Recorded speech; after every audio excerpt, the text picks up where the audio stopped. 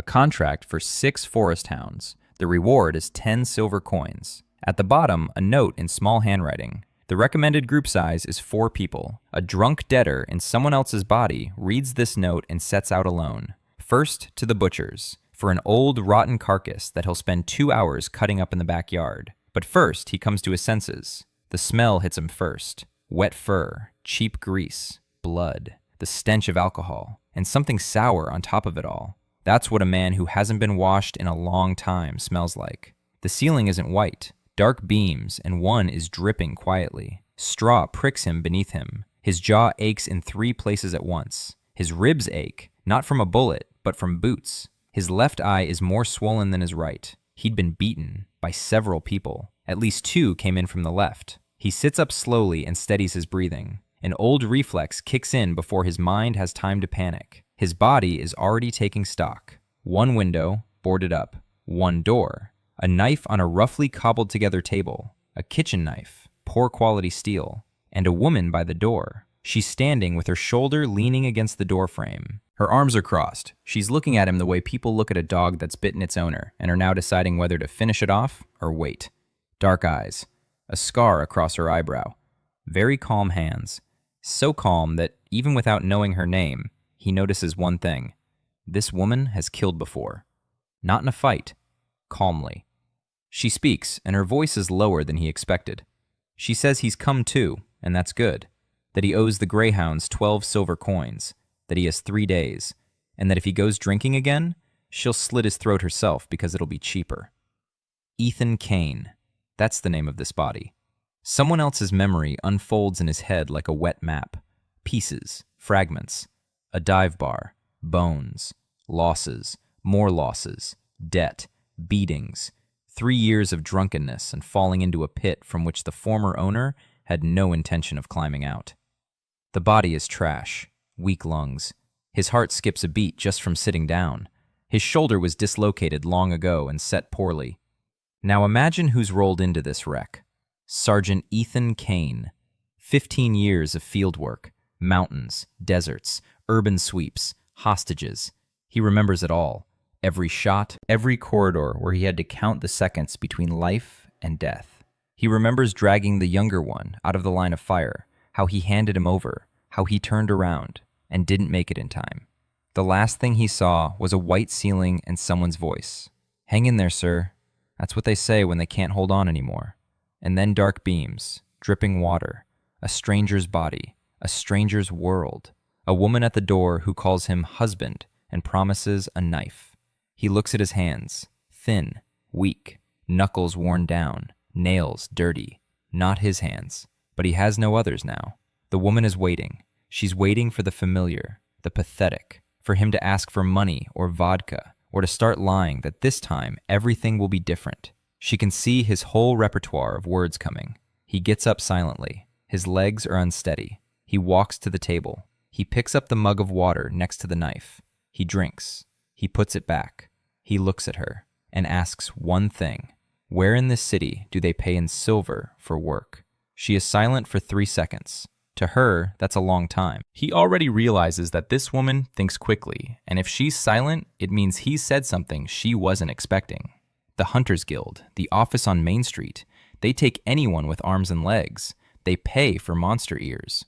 She adds that he's already been there, twice. Both times he was kicked out because he was drunk. He nods and asks for clean clothes, if there are any. Sarah, that's her name. He pulls the name from someone else's memory like a coin from the bottom of a murky well.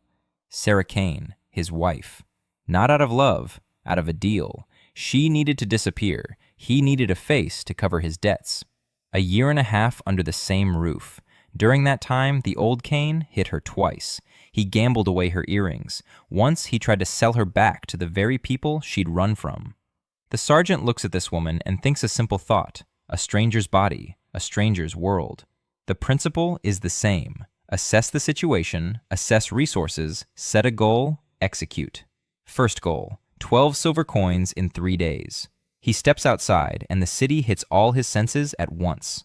Briarden, filth, 2-story wooden houses with sagging roofs, ditches full of black water, faces closed off and wary. No one smiles, no one says hello. Everyone watches everyone else's hands. This isn't a border town. It's worse, a dump. This is where the capital exiles those who are easier to forget than to execute. Debtors, deserters, bastards of noble houses, excommunicated priests, and everyone knows there's no turning back. He walks and counts. 3 taverns at a single intersection, a pawn shop with iron shutters, a butcher's with carcasses that look suspicious, a dilapidated temple at the end of the street, and the guild's office. A bulletin board on the wall, beast, number, reward. He reads, and someone else's memory hints at what the sergeant couldn't have known. Forest hounds, pack hunters, swift, thick hide on their backs and thin under the jaw and beneath the shoulder blade. They hunt by day. At night, they sleep in a den, huddled in a tight ball. A contract for 6 hounds in the ravine to the north, 10 silver pieces. And that very same note, 4 people, exactly enough silver to cover half the debt. And just dangerous enough that a rookie won't make it back. He looks at the sheet. 4 men, torches, spears, flushing out the beast with noise. Standard tactics. Tactics for those who know no other. He knows a different one. He steps inside. Behind the counter stands a man with oily eyes and slender fingers, a clean frock coat, neatly combed hair. Amid all the filth, he looks like something from another world. Tali Ven, the master of contracts. A stranger's memory reveals a name tinged with fear. The former Kane was afraid of this man. The sergeant sees something else. A bureaucrat, quiet, dangerous. Not the one who strikes, but the one who signs the paper after which others strike. Then smiles professionally. He says he's surprised to see Kane sober. Ethan places a finger on the contract with the hounds. He takes it, then looks at the sheet, at him. He asks where the team is. Ethan replies that he's going alone. Ven is silent. He shrugs. He writes down a name. He stamps the paper. No advance payment. Payment upon delivery. 6 pairs of ears on the table. Ethan takes the paper and leaves. He doesn't head for the ravine. First, he goes to the butcher. He buys the carcass of an old hound for a penny, decrepit, unfit for eating. The butcher looks at him as if he's crazy, but takes the money. Ethan drags the carcass behind the house. He sits down on the ground. He pulls out a kitchen knife, a dull blade, and he begins to cut, layer by layer. The hide, the muscles, the tendons, the bones. He looks for weak spots, where the knife easily and quickly. Under the jaw, a thin cut, 1 stroke and blood. Under the shoulder blade, even more precisely, a slanted cut from the side, and the blade reaches the heart, the throat, from bottom to top, the soft tissue between the bony plates. 2 hours. His hands are covered in blood up to his elbows. The knife grows even duller, but he knows exactly what he needs to do. 3 cuts, 3 movements. At home, Sarah stands frozen by the stove, staring at his hands, at the blood, at the knife. She doesn't ask anything, only her eyes narrow. She thinks he's killed someone. He says he bought the carcass from the butcher. She stays silent. She doesn't believe him, but she doesn't press him either. He sits down to sharpen the knife, the whetstone against the blade, again and again. Bad steel won't get any better, but sharp bad steel is better than a dull one. At night, Sarah locks her door. He hears her move the stool and prop up the doorknob. He lies down on the floor. Dark beams, dripping water. He closes his eyes and counts. The distance to the ravine, the direction of the wind by the creak of the shutters, the phase of the moon by the light filtering through the cracks, the time of dawn, the time of sunset, the hours of darkness. Enough. He left the house 2 hours before midnight. Sarah was asleep behind a locked door. Or maybe she wasn't. He didn't check. It was a moonless night, and that was good. He took a knife, a rope, a rag, a canteen of water, nothing else. The city looked different at night, quieter, more dangerous. A guard patrol passed down the main street, 2 of them, torches, spears on their shoulders, bored expressions. They didn't look around. They were performing a ritual, not doing a job. Ethan went around them through an alley. His body wasn't cooperating well. His left shoulder ached with every step. His breathing faltered every 200 steps. His heart was pounding too loudly and too fast for such a leisurely pace. 3 years of drinking had turned this body into a ruin. But the ruin was still standing, and the ruin was heading north. Beyond the city gates, the forest began. Not that forest, not the black forest, just an ordinary strip of trees between the city and the real border. birches, alder, a sparse thicket. The path wound between the roots and led out to a stream. Beyond the stream lay a ravine. Ethan walked slowly, not because he was afraid, because he was listening. The forest speaks at night, if you know how to listen. A bird falls silent when a predator is nearby. A branch creaks under its weight. The wind carried a scent. He listened and heard. The night forest was silent, not a single extraneous sound. The hounds were asleep. He reached the edge of the ravine 40 minutes later. He lay on his stomach. He crawled toward the edge. It was dark below, but not completely. His eyes adjusted, and he began to make out the outlines. The ravine was 3 human heights deep. The walls were gentle on one side and steep on the other. On the gentle side were bushes and a fallen tree. Beneath the tree, the entrance to the den loomed dark. A burrow, wide. A person could fit inside if they crouched down. A scent wafted from the den, warm, animalistic, wet fur, blood, bones. They were inside, all 6 of them. He lay at the edge of the ravine and counted the pack's breaths. 6 bodies breathing in unison, a warm cluster deep within the den. The alpha sleeps closer to the entrance, its instinct. The leader is the first to face a threat. The leader is the first to die. Ethan lay there for an hour, then another hour. Not a single movement, not a single extra breath. The cold crept under his clothes and gnawed at his bones, but he didn't move. 6 hours in the same position, without blinking, breathing into his collar. This isn't a feat, it's a work shift. When he was certain that the pack's breathing rhythm hadn't changed for 40 minutes, he began his descent. Slowly, down the gentle slope, every step measured, every foothold chosen before his foot touched it. He approached the trail leading to the burrow and knelt down. He took out a rag, scooped up dirt from the trail. Animal dirt, urine, fur, droppings.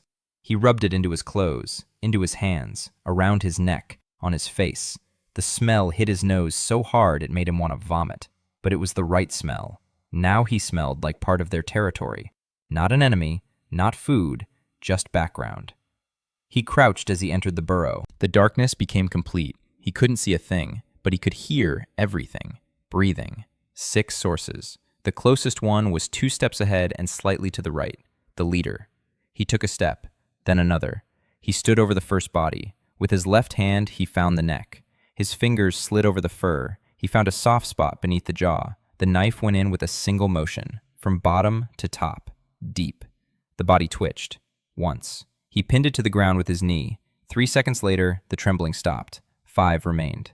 The second lay right next to the first. It had woken up from the smell of blood. It raised its head. Ethan struck its throat before the beast could growl. The knife went in between the bony plates, exactly where he'd marked on the butcher's carcass. 2 down. The third and fourth hounds were still sleeping. They began to wake up. A muffled growl filled the den. Ethan moved quickly. Not as fast as he could, faster than he should. His body screamed with pain in his shoulder. His heart was pounding so hard there was a roar in his ears. The third one took a blow under her shoulder blade. She flinched. She yelped. The shriek echoed off the walls of the den and struck his eardrums like a hammer.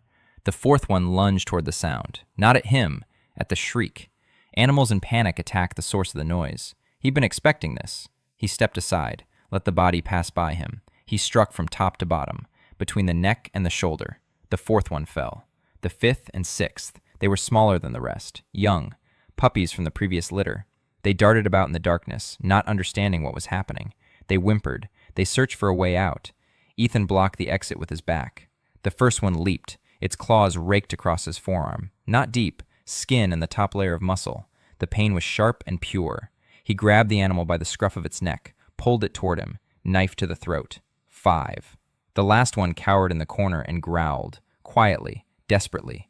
Ethan waited until its breathing evened out. He stepped closer, finished it off. 6. He stood in the darkness, in a foreign body, in a foreign world, in a stinking den full of dead beasts.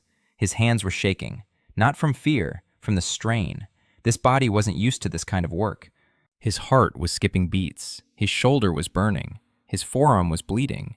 It was hard to breathe. He sat down on the ground among the bodies and closed his eyes.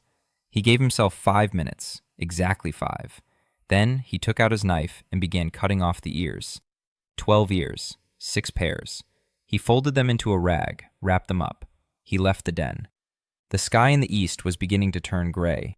He walked back toward the city more slowly than he had come. His body begged him to stop. His body begged him to lie down. His body begged him to die. He didn't listen to his body. The body isn't what matters. What matters is the head. And his head was working. The morning guard was standing at the city gates. 2 guards. They looked at the man covered in mud and blood with a sack in his hand. One of them recognized him and snorted. He said something about Cain in the ditch. The other one laughed. Ethan walked past. He didn't look at them. The guild office opened at dawn. The person on duty behind the counter wasn't Tolly Venn, a young guy with a sleepy face. Ethan placed a rag on the counter. He unfolded it. 12 ears. The guy looked at the ears first, then at Ethan, then back at the ears. He started counting. 1, 2, 3. He counted them again. He stopped smiling. He asked where they were from. Ethan placed the contract bearing Venn's seal on the counter. The guy looked at the contract. He looked at the note. Recommended team, 4 people. He looked at Ethan. 1 person, 6 hounds, 1 night. The guy opened a drawer, counted out 10 silver coins, placed them on the counter. Ethan took the money and left. He didn't go home. He went to the Grey Dogs district. It was foolish. It was the right thing to do. A debt must be repaid in person, not through a middleman, not through a wife, in person. Because when you put money on the table and look someone in the eye, it's not just a payment, it's a message. The Grey Dogs neighborhood spanned 4 streets in the eastern part of the city. It was dirtier than the rest of Briarden, and that was saying something. A snub-nosed man in a leather vest stood on the corner. He watched everyone who passed by. Ethan approached and said he'd brought the payment for Corvin. The snub-nosed man looked him up and down. He recognized him. He grinned. He ushered him inside. Corvin the butcher was sitting in the tavern's basement, a burly man with a broad face and hands strong enough to bend a horseshoe. 2 others were with him. All 3 looked at Ethan as if he were a piece of entertainment that had walked in on its own. Ethan walked up to the table. He put down 10 silver coins. He said that here were 10 out of 12 and that the rest would be due in 3 days. Corvin looked at the money. He looked at Ethan. He asked where it came from. Ethan replied that he'd earned it. Corvin laughed. So did the 2 men standing next to him. Then Corvin stopped laughing. He leaned forward. He said that 10 out of 12 wasn't 12. He said that the interest was accruing every day. He said that now the debt wasn't 12, but 14. Ethan stood there listening. His face was calm. His hands were relaxed. He wasn't looking at Corvin. He was looking at the 2 men standing next to him, assessing them. The one on the left was bigger. The one on the right was quicker. The one on the left had a knife on his belt. The one on the right had brass knuckles on his right hand. The distance to the door behind him was 4 steps. Ethan said he'd bring 14 in 3 days. Corvin leaned back in his chair. He looked at him for a long time. He didn't like something in Ethan's eyes. Something new. Something that hadn't been there before. Before, Cain would come in, mumble, make promises, and lie. But this one stood straight, looked him squarely in the eye, and his voice didn't waver. Corwin waved his hand. The snub-nosed guy by the door stepped aside. Ethan walked out. He stopped on the street. He leaned against the wall. He closed his eyes. His heart was pounding. His hands were shaking. His forearm, where the claws had scraped, throbbed with pain. His body was at its limit. But his mind was clear. 14 silver coins. 3 days. That meant 1 more contract, and then another. When he returned home, Sarah was sitting at the table, mending a shirt sleeve. She looked at him, at the blood, at the dirt, at his torn forearm. He placed 2 silver coins out of 10 on the table. He said he'd taken the remaining 8 to the greyhounds, that he still owed 4 silver coins, plus interest. She stopped sewing. She looked at the coins, then at him, for a long time, longer than 2 seconds. She didn't say anything. She stood up, went to her room, came back with a rag and a flask of alcohol. She set them on the table next to the coins, went back inside, closed the door, didn't lock it. Ethan sat down. He washed the wound on his forearm with alcohol. It hurt. It was clean. He bandaged it with a rag, tightly. He lay down on the floor. He closed his eyes and fell asleep.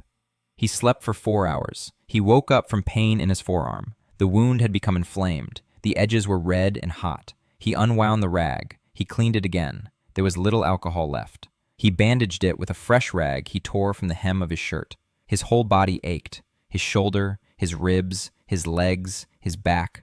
The muscles that had been pushed beyond their limits yesterday now refused to bend without pain.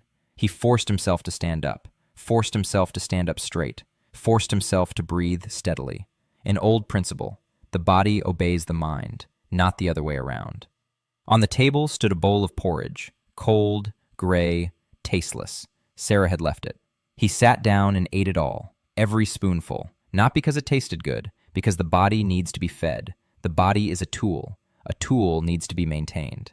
He went out onto the street. The morning was gray and damp. A light rain hung in the air like dust. He didn't go to the guild. First, to the market. The Brayerdon market occupied the square in front of the temple. A dozen stalls: vegetables, meat, hides, ropes, iron, cheap weapons. He walked along the rows, checking the prices. A hunting knife, short, ordinary steel, 8 silver, expensive. A workman's cleaver, heavy, 5 silver, also expensive. He had 2 silver, a wound on his arm, and a debt of 4 silver to the greyhounds. He couldn't afford a weapon, not yet. He walked on.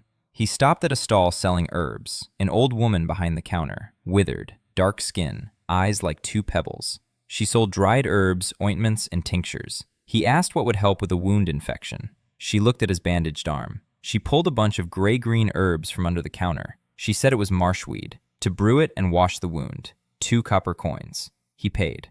The old woman looked at him as he put the herbs away, and she said one sentence: "You came just in time." Ethan stopped. He looked at her. The old woman had already turned away and was sorting through her bundles, as if she hadn't said anything.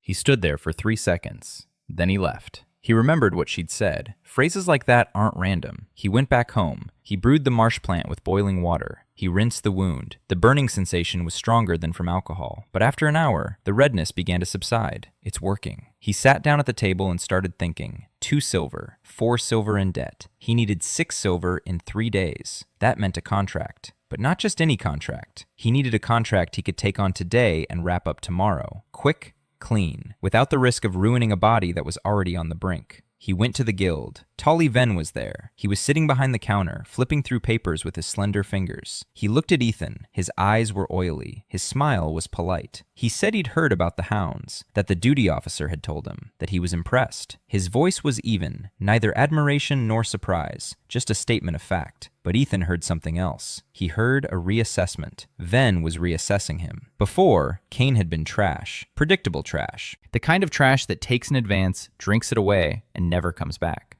Now Kane had returned, with 6 pairs of ears. This broke the usual pattern. Venn didn't like it when something broke the usual pattern. Ethan asked for a contract, something for just 1 day, near the city. Venn looked through his papers. He pulled out a single sheet. Rat things. That's what the locals called the dog-sized creatures that lived in the basements of abandoned houses on the outskirts. Not dangerous, disgusting, fast. A contract to clear out a basement, 3 of them, 4 silver coins. Ethan took them. He walked out. He started thinking. Rats. He pulled fragments from someone else's memory. Gray fur, long teeth, fast, very fast. They attack in packs. They jump at your legs and gnaw. They won't kill a healthy man, but they'll maim him. The basement is dark and cramped, and they know every corner. Hunters take them on with torches and long sticks. They corner them. They beat them. Loudly, noisily, gruelingly. Ethan took a different approach. He found an abandoned house on the outskirts. 2 stories. The roof had caved in. The walls were still standing. The basement was sealed with a heavy lid. A stench wafted from the cracks. They were down there. He didn't go into the stay. Instead, he walked around the house. He found a barred basement window. The bars were rusty. 2 of them were loose. He broke them off. It made a hole big enough for the animal to squeeze through. Then he found a long plank. He laid it from the hole down into the basement. A slope. Trap. Then he found a rat. An ordinary one. Dead. In the ditch behind the house. He tied it to a rope. He placed it by the opening. He sat down with a knife against the wall, to the right of the opening, in the blind spot, and began to wait. The smell of the dead rat wafted into the basement. 20 minutes later, a rustling sound came from below, the scraping of claws on the plank. The first little rat crawled out. Gray, about the size of a small dog. Long teeth, small eyes. It scurried toward the dead rat. The knife sank into the back of its neck, from top to bottom. The creature fell without a sound.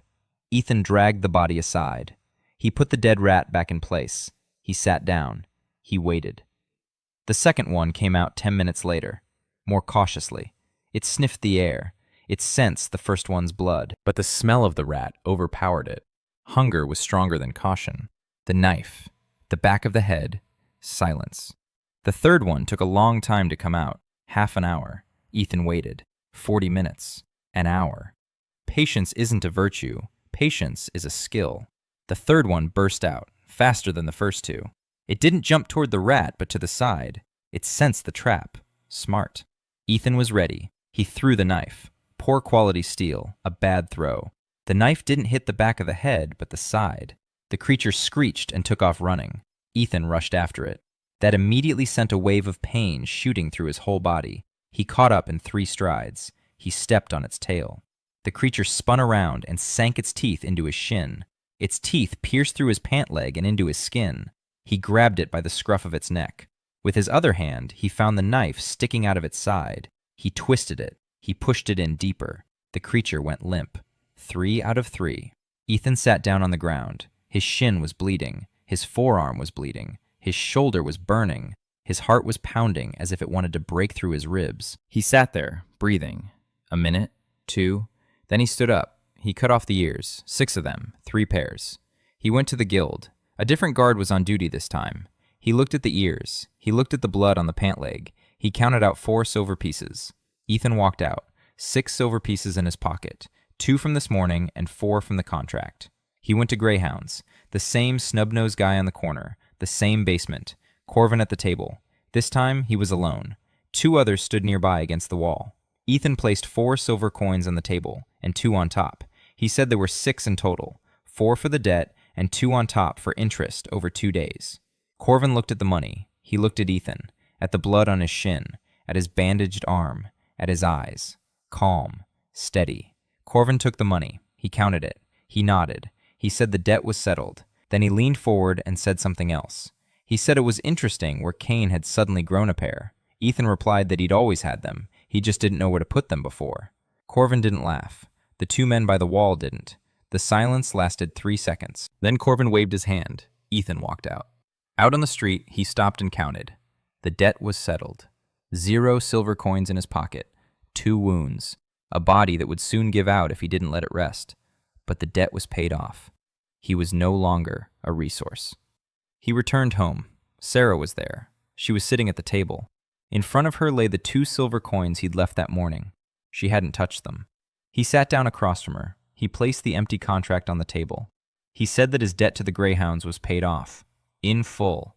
With interest. She looked at him. Not at the contract. At him. Her eyes were dark. Her face was impassive.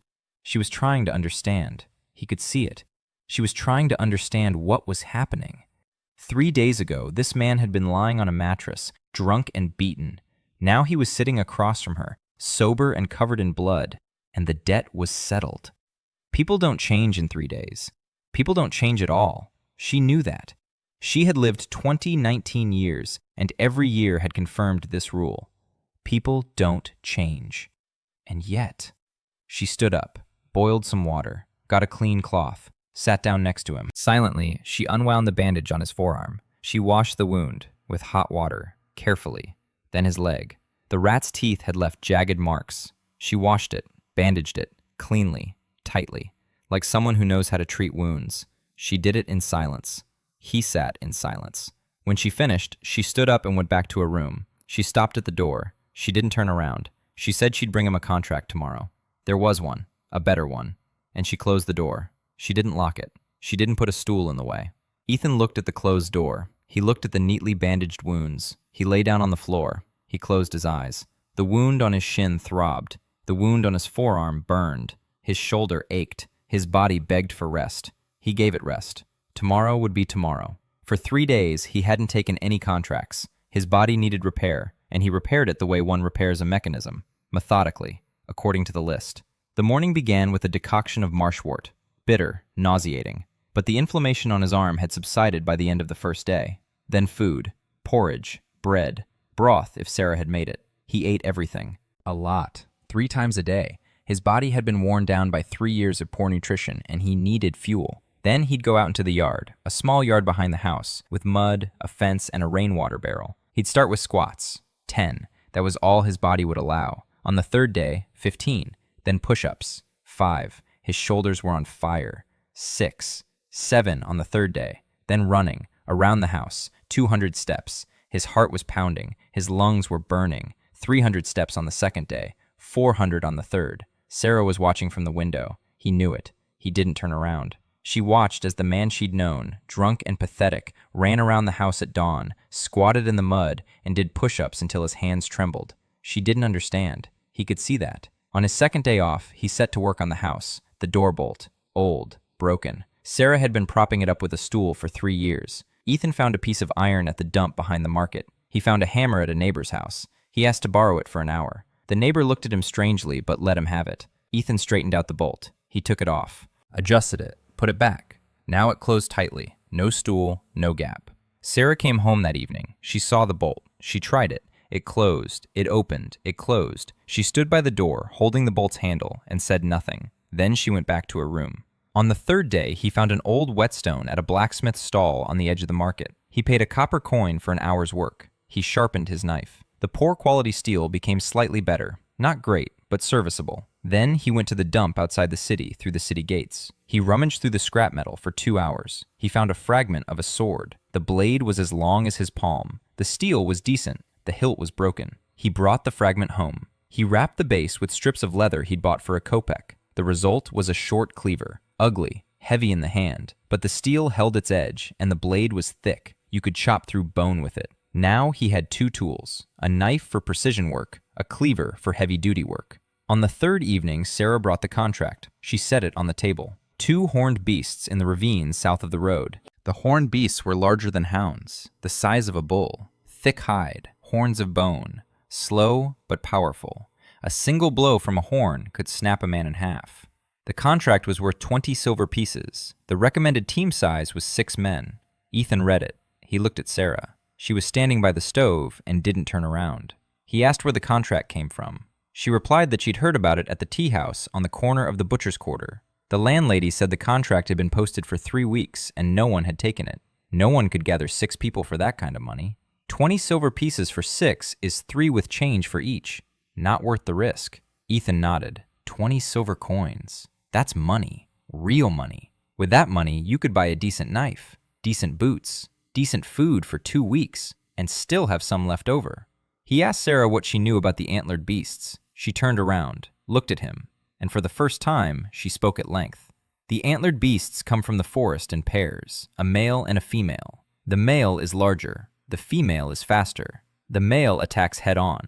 The female approaches from the side. They work together. Hunters spear them from a distance. It's a long, messy fight, several hours. They drive them into a pit or toward a cliff. The hide on their backs is impenetrable. It's thinner on their bellies, on the neck too. But to reach the neck, you have to get past the horns, and the horns are as long as an arm. Ethan listened. She knew a lot, more than a drunkard's wife should know about monsters. He took note of that. He didn't ask, not yet. On the morning of the 4th day, he left the city before dawn. The southern road ran through fields, former fields, abandoned, grass up to his waist. Trees lined the edges. The ravine began an hour's walk away, a deep ravine with gentle slopes, a stream at the bottom, thick brush along the banks, the perfect place for a large beast. Water, cover, open space. He didn't go into the ravine. He sat down at the edge. He took out his canteen. He took a sip of water, and he began to watch. Tracks on the path leading to the water, large, deep, split hooves, droppings, fresh, no more than a day old, broken branches at chest height. A stag had rubbed against a tree, marking its territory. They're here, close by. He walked around the ravine along the edge. 2 hours, slowly, silently. He found a second set of tracks, smaller than the first, a female. The tracks led to the thickets on the ravine's eastern slope. That's where the den is. He went down to the stream further downstream, far from the den. He scooped up some mud, wet, black. He rubbed it into his clothes and skin. The smell of earth and water masked the human scent. Then he found the spot, a narrow spot on the trail leading to the water. On one side, a steep slope. On the other, a fallen tree. A stag can only pass through here head-on. It can't turn around. It can't charge sideways with its antlers. It's too narrow. He sat down in the bushes by the fallen tree and waited. The hours dragged on. The sun rose. It grew hot. Flies landed on his face. He didn't move. Noon. Silence. Not a breath of wind. Even the birds had fallen silent.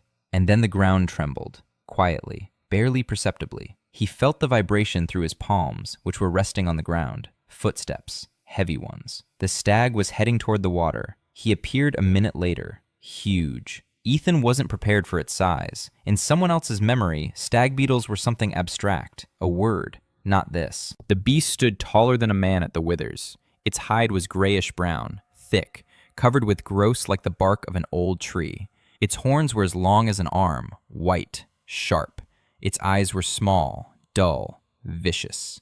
The beast walked along the trail, and the ground trembled beneath its weight. Ethan held his breath. The stag passed within 3 paces of him. It didn't catch his scent. The mud did its job. The beast approached the water. It lowered its head. It began to drink. Its neck was exposed. Ethan stepped out of the bushes. One swift movement, a machete in his right hand, a knife in his left. 2 steps to the beast. The beast heard him. It began to raise its head. Ethan struck the neck from the side with the machete. The blade sank into the soft tissue beneath the jaw. Deep. Blood gushed out. The stag bellowed. The sound was so loud it made Ethan's ears ring. The beast lunged forward. The machete remained lodged in its neck. Ethan leaped backward. The stag spun around. There wasn't enough room on the narrow part of the trail. Its antlers struck the trunk of a fallen tree. They got stuck for a second. Ethan rushed forward. With the knife, under the jaw, right where the machete had already cut a wound. The blade went in up to the hilt. The stag collapsed to its knees. Blood flooded the trail. The beast wheezed. It kicked with its hooves. Ethan stepped back. He waited. A minute later, the beast fell silent, alone. But the female was somewhere nearby. She must have heard the roar. Ethan pulled the machete out of the dead stag's neck. He pulled out the knife. His hands were red up to his elbows. He stepped back from the carcass and listened. Silence. Then the crack of branches. To the right, from higher up the slope. She was running. Faster than he'd expected. Much faster. She was smaller than the male, but her speed made up for it. She burst out of the bushes and charged straight at him. Ethan threw himself behind a fallen tree. The female's antlers struck the trunk. The tree cracked. Splinters flew. She was faster than the male, and fiercer. She spun around and struck again. Ethan rolled across the ground. His body screamed. His shoulder burst into flames. His ribs cracked. He rolled back toward the hillside. The female was closing in. He grabbed a handful of wet mud and flung it into her eyes. It hit. She shook her head. 1 second. He lunged forward. Under her horns, between her legs. He slid across the wet ground. He ended up beneath her, the machete up, into her belly, soft, thin. The blade went in all the way. The female howled. She collapsed onto her side. Her leg pinned his down. Pain shot from his knee to his thigh. He yanked his leg free, rolled back. The female lay on her side, wheezing. Her legs twitched. He stepped closer. Knife to the throat. Finished her off. 2 out of 2. He lay on the ground next to the 2 dead stag beetles and stared at the sky. Gray, cloudless. His body didn't hurt. His body had stopped hurting because there was nothing left to hurt. Everything was burning with an even, unbroken fire, and he simply lay in that fire and breathed. 10 minutes. Then he stood up. He cut off the ears. 4 ears, 2 pairs. He didn't touch the horns. Too heavy to carry. He headed back. The walk to town took 2 hours.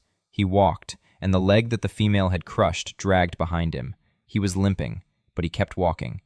Tolly Venn himself was on duty at the guild. He saw Ethan at the threshold, dirty, bloodied, limping, carrying a bag. Ethan placed the 4 ears on the counter. Venn looked at the ears, at their size, at their texture, horned ones, 2 of them. He asked in a voice that held no trace of a smile. He asked where the group was. Ethan replied that there was no group. Venn was silent for 5 seconds. That was a very long time for a man who never kept quiet. Then he took out 20 silver coins. He counted them out. He placed them on the counter. He looked Ethan in the eye and said he wanted to talk. Not now, when Kane was in shape. Ethan took the money, said he'd be in shape tomorrow. Venn tilted his head slightly. It looked like respect, or an assessment, like a butcher looking at a cow, deciding how much she's worth alive and how much dead. Ethan left, 20 silver coins. He went to the market. He bought a knife, a hunting knife, short, good steel, 8 silver coins. He bought new leg bindings, 2 silver coins. He bought food, meat, grains, salt, eggs, 3 silver coins. 7 left. He came home laden with goods. Sarah was standing by the stove. She turned around. She saw the groceries. She saw the knife on his belt. A new one. A real one. He laid out the food on the table. Meat, grains, salt, eggs. Then he placed 3 silver coins in front of her. He said they were for her, to spend on whatever she wanted. She looked at the coins, didn't take them, asked where they came from. He replied that they were from 2 roe deer in the southern ravine. She looked up, quickly. Something flashed in them. Not disbelief, not admiration, something like fear. She asked if he'd gone alone. He nodded. She turned away toward the stove. She was silent for a long time. Then she said one thing, quietly. She said that the old Cain would have run away from a single hound.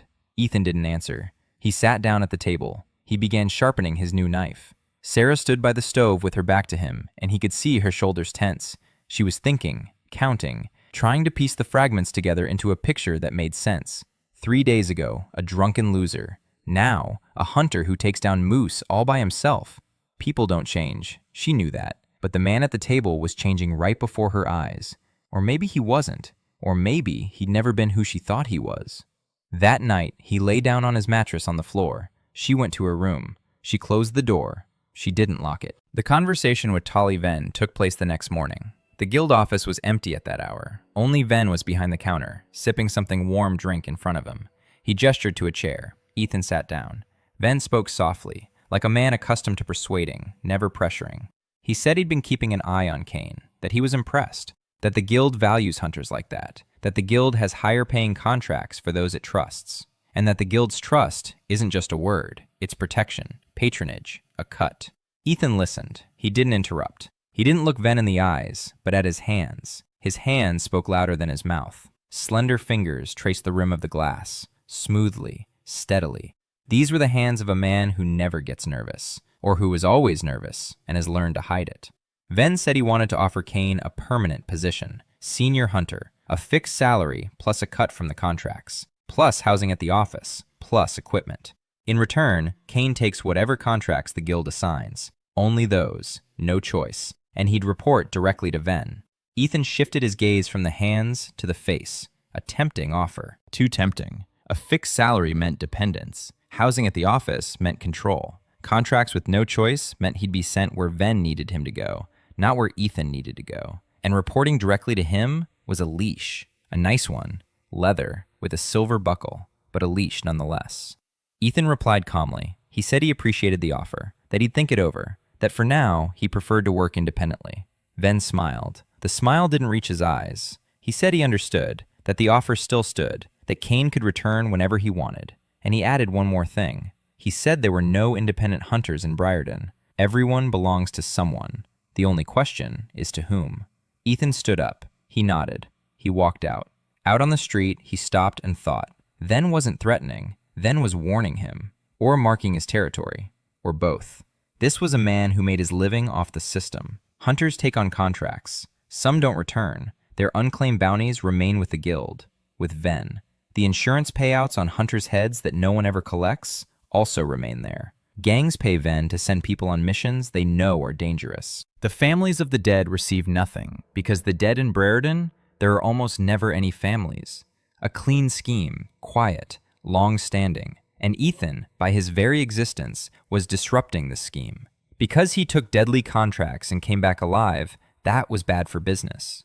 He walked down the street, lost in thought. Sarah was waiting for him at home. He told her about Venn's offer, briefly, without details. She listened in silence. When he finished, she asked only one thing. She asked if he'd turned it down or not. He said he'd put it off. She nodded. She was silent for a moment. Then she said that Venn wasn't the type to ask twice. Ethan replied that he knew. He spent that day in the city. He walked around. He looked around. He memorized everything. He studied Briarden the way one studies an operation zone before a drop. The streets, alleyways, dead ends, rooftops, high points, gutters you could climb up, fences you could jump over, doors that weren't locked, windows that faced two sides at once. He memorized faces, guards, their routes, shift changes, merchants, who opens first, who closes last, who looks away when the greyhounds pass by, Who greets Corbin's people, who turns away. He walked into the tea house on the corner of the butcher's quarter, a small room, 4 tables, a low ceiling, the smell of tea and something sweet. A young woman stood behind the counter, calm, smiling. Her dark hair was pulled back. Her eyes were attentive. She looked at everyone who entered the way one looks at a map, memorizing them. Mide Khan, the owner of the tea house. Ethan sat down at a table in the corner, with his back to the wall, facing the door, a habit. He ordered tea. Mide brought it herself. She set down the cup, looked at him, said she was surprised to see Kane here. He usually doesn't drink tea. He replied that he'd started. She smiled slightly. She went behind the counter. He drank his tea and watched. Over the course of an hour, 7 people passed through the tea house. 2 of them were Reznikov's men, 1 guard out of uniform, 1 merchant from the market, and 3 hunters, young, skinny, with hungry eyes. Newcomers, meat for the guild. Mide spoke to each of them differently. To Reznikov's men, she was polite and brief. To the guard, she was warm and joking. To the merchant, she was businesslike. To the hunters, she was gentle, almost motherly. She poured them tea and passed them bread without asking. They ate greedily. She didn't watch them. She gave them the dignity of not seeing how hungry they were.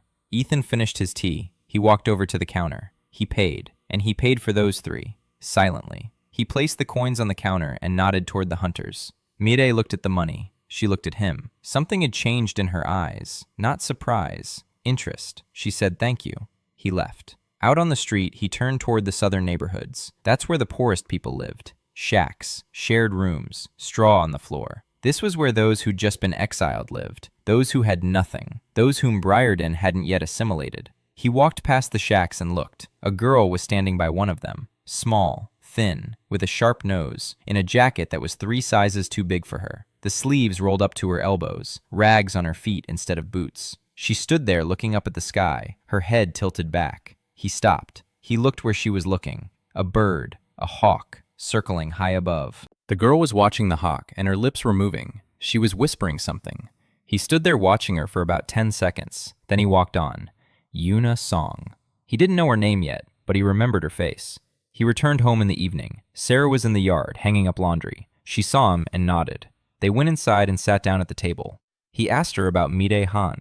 Sarah replied briefly, saying that Mide knew everything that was going on in the city, that she had deals with all the gangs and the guards, that no one touches anyone else in her tea house, that she's kept the peace for 6 years and has never made a mistake. Ethan asked if she could be trusted. Sarah looked at him strangely. She said that in Briarden, you can't trust anyone, but if she had to choose, Mide would be the last person she'd choose to betray her, because Mide doesn't betray. Mide trades, and you can do business with a merchant.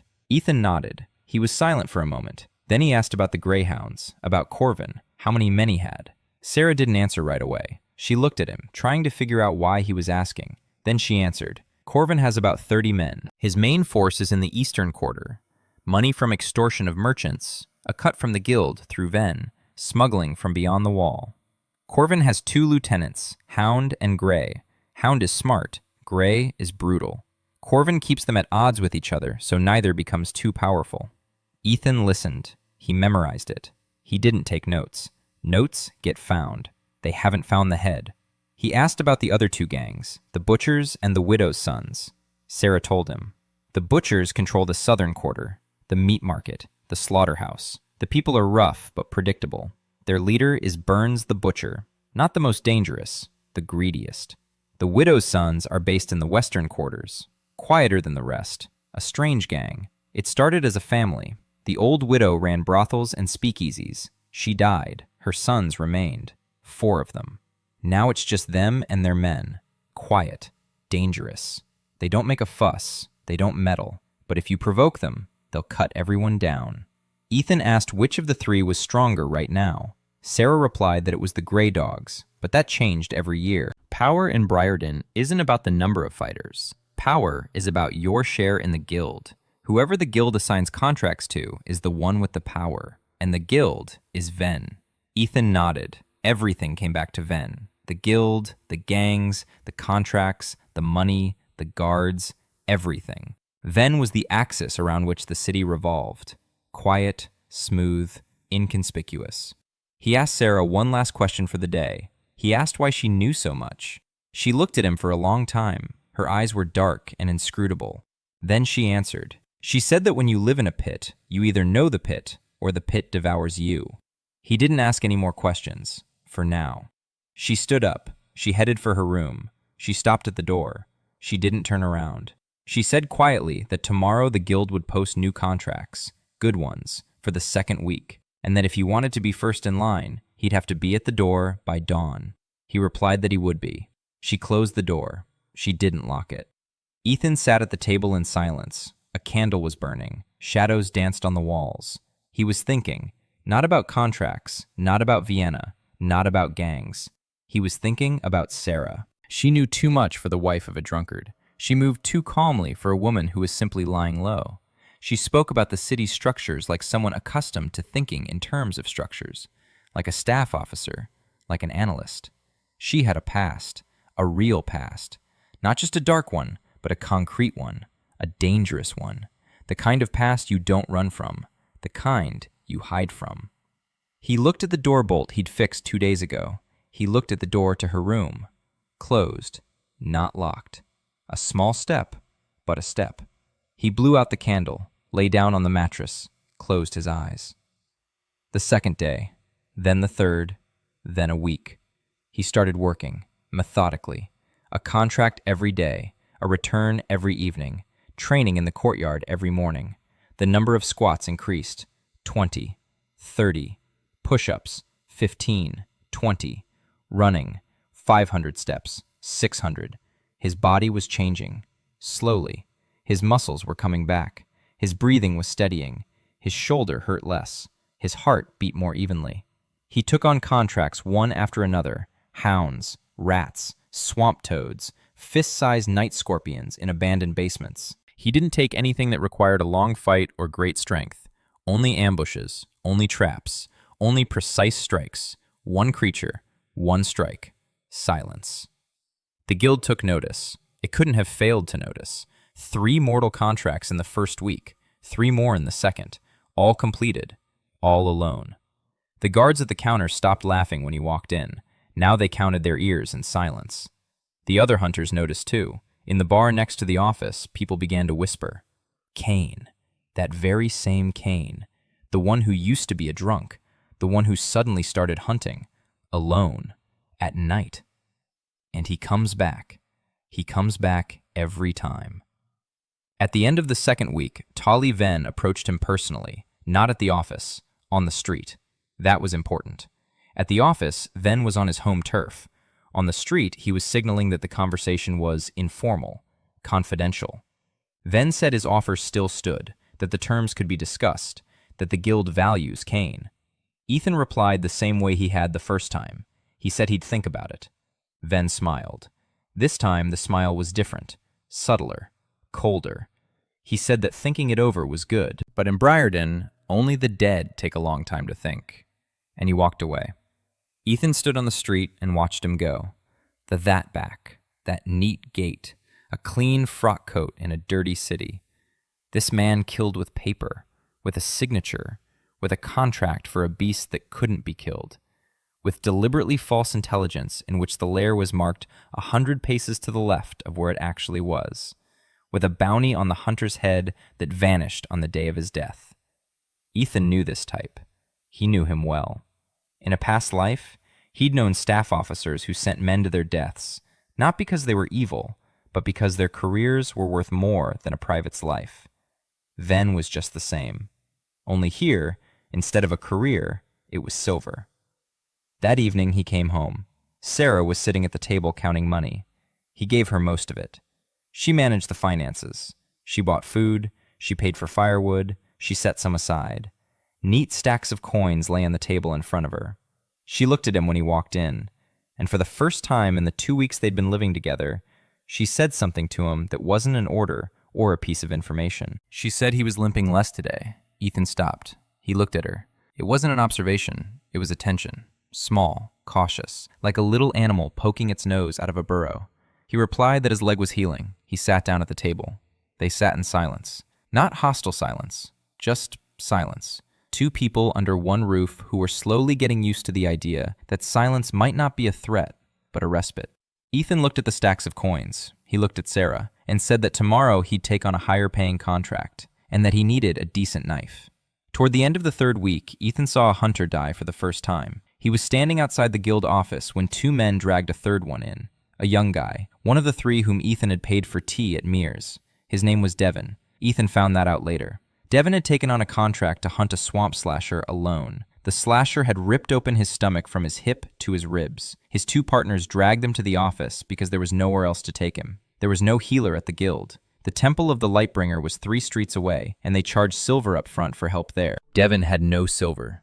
Ethan stood and watched as the young man died on the guild steps. Tolly Venn stood in the doorway. His face was calm. It wasn't the first time he'd seen this, nor was it the 10th. He was waiting for the guy to stop screaming so he could log the contract as unfulfilled in the logbook and process the insurance claim. Ethan walked over. He knelt down next to Devin. He looked at the wound. Bad. Very bad. His guts were spilling out. The blood was dark. His liver was damaged. If this were a hospital with a surgeon and an IV, maybe. But this wasn't a hospital. These were the steps of an office in a dirty city. Ethan took off his jacket. He twisted it into a tourniquet. He pressed it against the wound. He looked at his two partners. He told one to run to the temple. He told the other to hold the jacket and apply pressure. The first one ran. The second one applied pressure. Ethan stood up and turned to Venn. He asked why the guild didn't have a doctor. Venn replied that the guild wasn't a hospital, that a hunter knows what he's getting into, that risk is part of the trade. His voice was even. His words were smooth. Correct. Ethan looked at him and had a single thought. This isn't indifference. It's a business model. A dead hunter is unused insurance. A dead hunter is a contract that can be reissued and sold to the next rookie. A dead hunter is cheap. A living hunter who demands a healer and justice is expensive. Venn chose the cheap option. Always. Devin died 20 minutes later. A novice from the temple arrived. Young, fair-haired, a gentle face. Her hands were covered in blood up to her elbows. She tried, but the wound was too deep, and it was too late. She closed his eyes and quietly recited something, a prayer or a farewell. Ethan stood nearby and watched, not at the dead man, but at the novice. She worked quickly and precisely. She didn't tremble. She didn't cry. She just did it. When she finished, she stood up and looked at Ethan. Her eyes were light and tired. She said that if he'd been brought in an hour earlier, maybe. Ethan nodded. He asked her name. Evelyn Moore. He remembered it. That evening, he came home and sat at the table for a long time. Sarah didn't ask. She saw his face and knew something had happened. She didn't ask. She waited. He spoke up on his own. He told her about Devin. Briefly, without details. He said the guy had died on the steps of the guild because there was no one to treat him and no money for it. Sarah listened.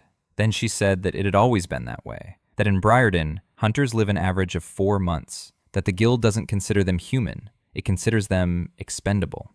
Ethan was silent for a moment. Then he said that 4 months wasn't long enough. Sarah looked at him. He said that needed to change. She didn't laugh. She didn't call him a fool. She just looked at him for a long time. And Ethan saw something new in her eyes. Not faith, not yet, but a shadow of what might become faith if he wasn't lying. 2 days later, he did something no hunter in Briarden had ever done before him. He went to the Temple of the Lightbringer, an old building with peeling paint and the smell of cheap wax. Inside, it was dark and empty. The abbot was sitting in a corner at a table, counting coins. A portly man in a clean cassock, thick fingers, small eyes. Ethan didn't bother talking to him. He found Evelyn. She was in the back room, sorting through herbs. There weren't many herbs. The shelves were almost empty. He sat down across from her. He said he wanted to hire her, privately, not through the temple. She looked at him in silence. He said he would pay her 2 silver coins a week, in exchange for her being available when he or one of the hunters came in with a wound. She asked where the money came from. He said he hunted. She asked why he needed a healer if he hunted alone. He replied that he was alone for now, but he wouldn't always be. She was silent. She was thinking. Then she asked one thing. She asked if he knew that the abbot sold healing amulets with a real spark at full price, but gave the sick empty ones. Ethan said he didn't know, but that he wasn't surprised. She looked at him. There was something bright in her eyes, bitter, angry. She said she left the temple the day she saw the abbot sell an amulet that could have saved a child with a fever. He sold it to a merchant from a caravan for 10 silver coins, and the child was given a placebo and died 2 days later. She said that since then she's been living at the temple but doesn't serve it, that she treats those she can for whatever pittance people can give, that there are few herbs, few hands, and no money.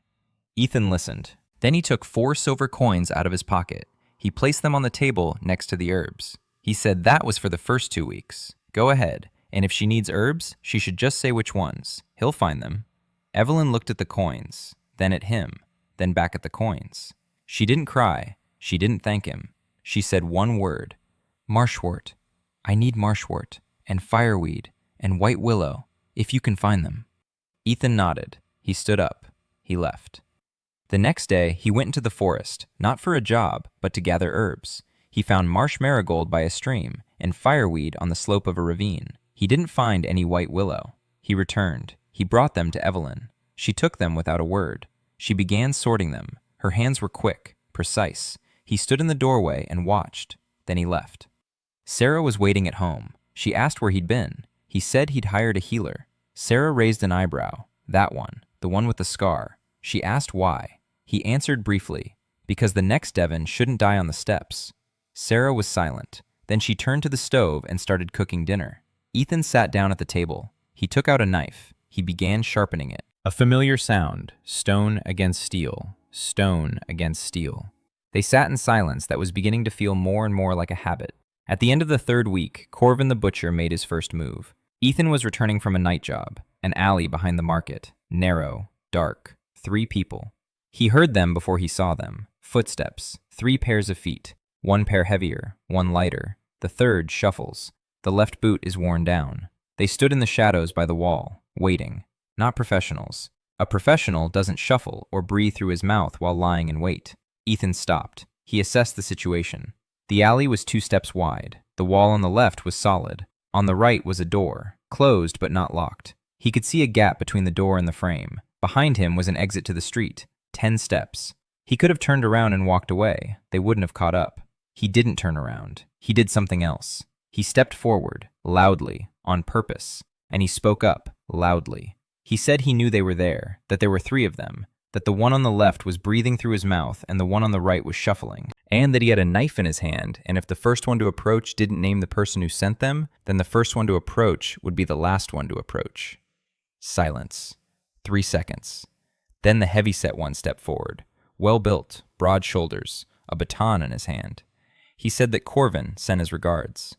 Ethan didn't wait for him to finish. The move was simple, a step to the left, a step out of the line of attack. The hand holding the knife moved forward and down. The blade sliced across the burly man's thigh. Not deep, but it cut through a tendon. The burly man fell to one knee. The baton slammed against the wall. The second man lunged forward. Ethan stepped toward the door. He pushed it. The door opened. He stepped aside. The second man flew past him into the darkness beyond the door. Ethan closed the door behind him and propped it shut with his shoulder. The third man stood there. He was watching. Young. Shaking. The knife in his hand was trembling. Ethan looked at him, calmly. He said this one could go. If he left right now and relayed the message to Corvin word for word, the next one he'd send back in pieces. The young man stood there for 3 seconds. Then he turned and ran. Ethan let go of the door. The second one stumbled out and ran off without looking back. The uninjured one remained. He was sitting on the ground, clutching his thigh. Blood was flowing through his fingers. Ethan crouched down beside him. He looked at the wound. The tendon was nicked but not severed. He'd be limping for a month, maybe 2, but he'd be able to walk. Ethan took out a rag. He bandaged his leg. The uninjured man looked at him in horror, not because he'd been cut, but because the man who'd cut him was now bandaging him. Ethan tightened the bandage. He stood up. He said that if the healthy guy wanted to work for someone who wouldn't leave him in an alley with a cut leg, he should come to Mira's tea house in a week, when it healed, and he left. At home, Sarah wasn't asleep. She was sitting at the table. A candle was burning. She saw blood on his hand. Not his blood. He told her, briefly. 3 of them in the alley. Corvin. She listened. Her face was expressionless. When he finished, she said that Corvin wouldn't stop, that this was a warning, and next time it would be serious. Ethan replied that he knew, and that Corvin would get what was coming to him sooner than he thought. Sarah looked at him for a long time. Then she stood up. She walked toward her room. She stopped at the door. For the first time, she turned around. She looked at him over her shoulder, and she said quietly, she said that today, for the first time, she'd slept in the same room without locking the door, and she didn't regret it. She closed the door. Ethan sat at the table. He stared at the candle. The flame flickered in the draft coming from under the door. He thought about Corvin, about Vienna, about the dead guy on the steps, about the novice with the weary eyes, about the girl in the oversized jacket who was talking to a hawk, about his wife, who, for the first time in 7 years, didn't regret not locking the door. 30 days. He's been here 30 days. The debt is paid. His body is working. He has weapons. He has medicine. His enemies are identified. But that's not enough. He can't survive alone. He can't change anything alone. He needs people. He began gathering people not as a commander, but as someone who notices. The first was Yuna. He saw her for the second time near the guild office. She was standing off to the side, waiting. When the hunters came out with their contracts, she approached one of the groups. She spoke to them.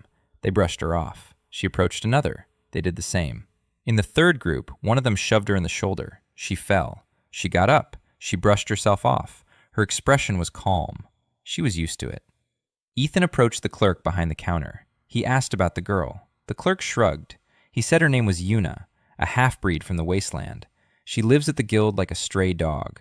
Her sense of smell and hearing are like a beast's. Hunters sometimes hire her as a tracker, but pay her in food, if they pay at all. Ethan stepped out onto the street. Yuna was sitting on the steps, mending the strap on her quiver. Her fingers were slender and nimble. He sat down nearby, not too close, just 2 steps away.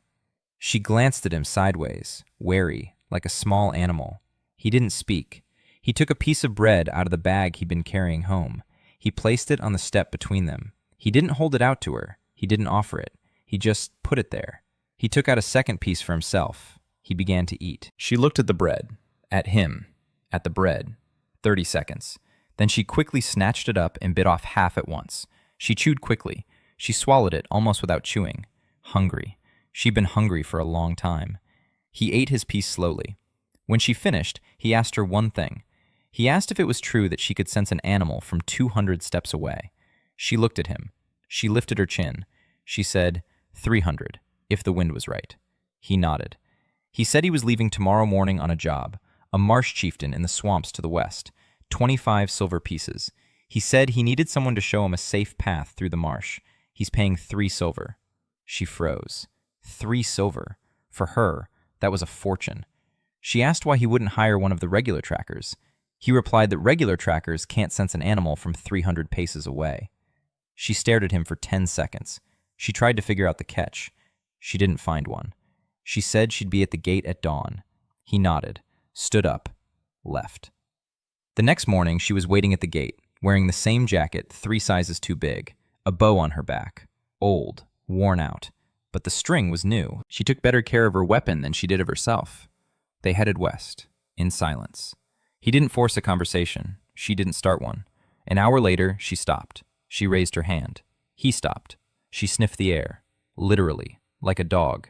Her nostrils flared. Her head turned slightly to the right. She said quietly that the swamp leader was half a mile to the northwest, by the water, alone.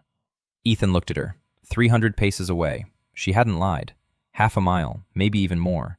They skirted the edge of the swamp. Yuna led the way. He followed her. She moved through the forest like a shadow. Not a single branch snapped. Not a single bush stirred. Ethan moved silently. 15 years of reconnaissance. But she was quieter, much quieter. An hour later, they were in position.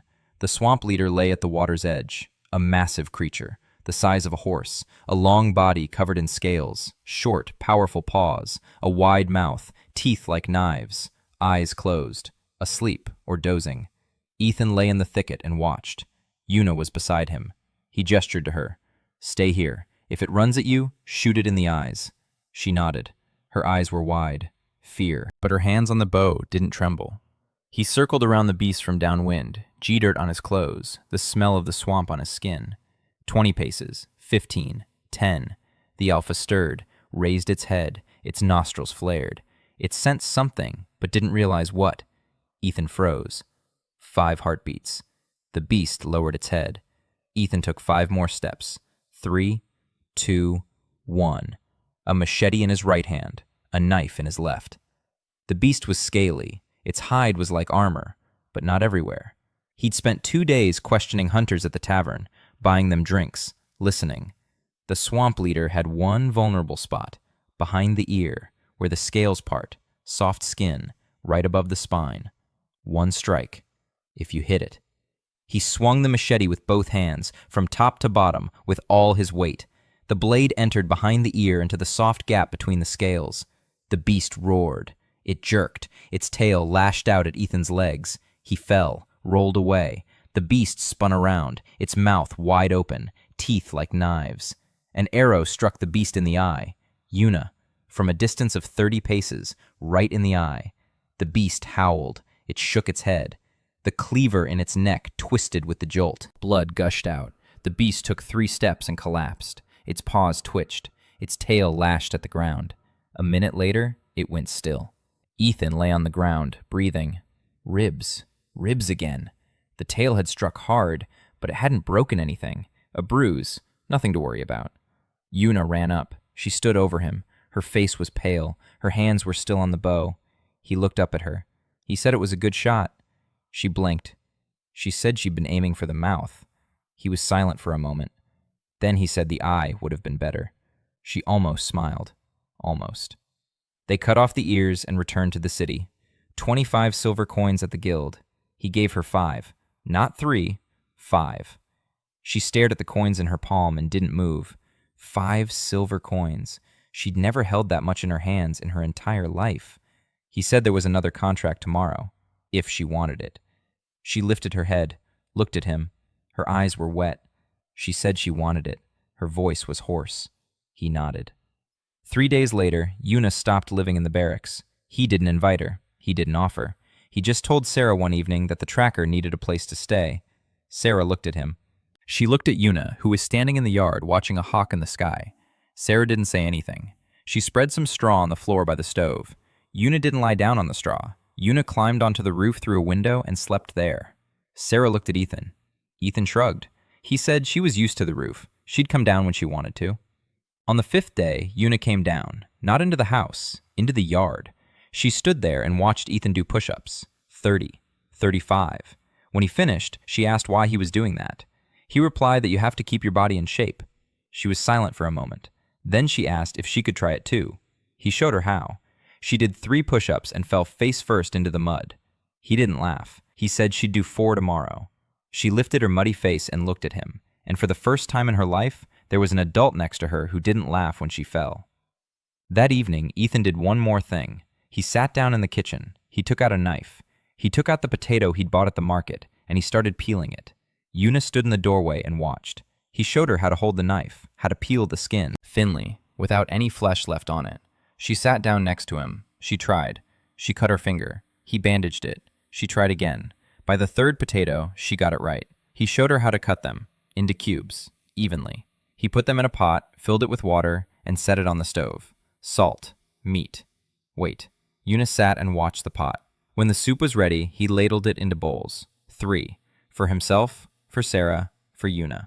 Sarah came in. She looked at the 3 bowls. She looked at Yuna. She looked at Ethan. She didn't say anything. She took a bowl. All 3 ate in silence. Yuna ate eagerly and quickly. Then she slowed down. Then she stopped. She looked at her bowl, then at Ethan. And she asked in a quiet voice. She asked if she could stay. Ethan didn't look at her. He looked into his bowl. He said the kitchen would be hers tomorrow. That wasn't an answer to her question. It was more than an answer. Yuna lowered her eyes to her bowl. She finished eating. She washed her bowl herself. That night, she didn't sleep on the roof. She slept by the stove, on the straw that Sarah had spread out for her.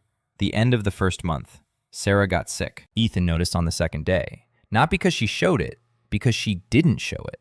Sarah was the kind of person who hides weakness like a weapon hidden up her sleeve. On the 1st day, she just spoke less. On the 2nd day, she got up later than usual and went straight to the stove, but the hand she used to grab the mug was trembling, slightly, almost imperceptibly. Ethan noticed. Her forehead glistened with sweat, even though the house was cool. Her eyes were bright, too bright, a fever. He didn't say a word. He left the house. He went to the guild. He took 3 contracts, one after another. Rats in a basement on the outskirts, 4 silver. A pack of night ticks in an abandoned barn, 6 silver. A lone hound by the southern road, 5 silver. 3 contracts in a single day. He returned in the evening, drained with exhaustion. His legs buckled, his hands shook. His body begged him to stop. He didn't stop. He took the money, 15 silver coins, and went to the temple. He found Evelyn. She was in her room, sorting the herbs he'd brought. He said he needed a fever reducer, a real one, not a placebo. Evelyn looked at him and asked who it was for. He said it was for his wife. Evelyn nodded. She pulled a small clay pot from under the table. It was covered with a rag. Inside was a dark, thick liquid with a pungent odor. She said it was the real thing, with a spark, the last she had. She asked how much he could pay. He placed 10 silver coins on the table, all he had left after buying food. Evelyn looked at the money. She looked at him. Dark circles under her eyes, scratches on her hands, gray skin from exhaustion. 3 contracts in one day. For her wife. She pushed 5 silver coins back toward him. She said 5 would be enough. He wanted to object. She shook her head. She said he had a child at home who needed to be fed. She knew about Yuna. The whole town already knew. He took the 5 silver coins. He took the medicine. He said thank you. She replied that there was no need to thank her. She needed white willow, if he could find it. He said he would find it. Then he went to the market. He bought some bones, cheap ones, beef bones, with meat still on the joints. He bought an onion, salt. He went home. Sarah was lying in her room. The door was open. She couldn't get up to close it. Yuna was sitting next to her on the floor, looking at her with horror in her eyes. For Yuna, a sick adult meant the end. It meant she'd be alone again. Ethan put a pot on the stove. He poured in water. He added the bones. Low heat. A long simmer. 6 hours. Just as they've been taught in training for long surgeries. Bone broth. Warm. Thick. Nutritious. It could bring the dead back to life. While the broth was simmering, he gave Sarah her medicine. She was lying on her back. Her forehead was hot. Her eyes were closed. He lifted her head, brought the small pot to her lips. She drank. It was bitter. She grimaced, opened her eyes, clouded by the fever. She looked at him. She whispered, asking what it was. He replied that it was medicine. Real medicine. She closed her eyes. He laid her head back on the pillow, gently. For 6 hours he sat by the pot, stirring the broth. Yuna slept by the stove. It was getting dark outside the window. A candle burned on the table, shadows on the walls. Silence. When the broth was ready, he strained it through a clean cloth. He poured it into a mug, warm, golden, thick. He brought it to Sarah. She wasn't asleep. She was lying there, staring at the ceiling. The fever had subsided a little, thanks to the medicine. Just a little, but it had subsided. He sat down beside her. He held out the mug. She looked at the mug. Steam rose from it. It smelled of meat and was warm. She looked at him, at his hands, gray with fatigue, battered, covered in small scratches from 3 contracts that day. She whispered a single word. Why? Ethan set the mug on the floor next to her. He sat down next to the bed, his back to her, facing the wall, and he said calmly, "Because you're my wife." He said he knew that those words meant nothing in this house. He said he wanted them to mean something, and that was it. He fell silent. Silence. He could hear her breathing, rapidly, unevenly, not from the heat. Then he heard another sound, quiet, muffled. She was crying, quietly, so he wouldn't hear. He heard her. He didn't turn around. He sat there, with his back to her, facing the wall. She was crying. He sat there. Not another word, not a single movement, just there, beside her. Half an hour later, she fell silent. He turned around. She was asleep. The bowl of broth was on the floor, empty. She'd drunk it all. He tucked the blanket around her. He left the room. Yuna wasn't asleep. She was lying by the stove with her eyes open. She was looking at him. He sat down at the table. He poured himself some broth. He poured her some. He set it in front of her. She sat down. They drank in silence. Yuna drank half of it. She paused. She looked at him. She quietly asked if Sarah would die. He replied, no. Yuna nodded. She finished the rest. She lay down. She fell asleep. Ethan sat at the table. A candle was burning. His body begged to collapse. His eyes were closing on their own. 3 contracts in one day. His ribs ached. His hands trembled. He didn't lie down. He sat on the floor by the door to Sarah's room, with his back to the door, the knife pointed toward the exit, and he sat there until morning. At dawn, Sarah woke up. The fever had subsided. Her forehead was cool. Her eyes were clear. She sat up in bed. She saw an empty mug on the floor. Through the open door, she saw his back against the wall. He had fallen asleep, sitting up. The knife was in his hand. His face was ashen with exhaustion. She looked at him for a long time. Then she stood up, slowly. Her legs were weak from the fever. She walked over to him. She took the knife from his hand. Gently. She didn't wake him. She placed the knife on the table. She covered him with a blanket, her own, and she went to cook some porridge. When he woke up, there was a bowl on the table, hot porridge. Next to it, a mug of broth, hot. Sarah was standing by the stove with her back to him. He looked at the blanket on his shoulders, at the bowl, at the mug. He didn't say anything. He sat down at the table. He ate. They didn't talk about it. Not that day. Not afterward. But from that morning on, Sarah stopped keeping a knife under her pillow. The second month began with Evelyn coming to them on her own, not into the house, to the door. She stood on the threshold with a canvas bag in her hands. Inside were herbs and rags and a small knife for lancing boils. She said she'd left the temple, that the abbot had found out she'd sold the spark-infused medicine behind his back, that he'd kicked her out, that she had nowhere else to go. She didn't ask to stay. She just stood there and waited. Ethan opened the door wider. She came in. Sarah was standing by the stove, watching. The two women looked at each other for a long time. Sarah nodded. Evelyn nodded back. That was enough.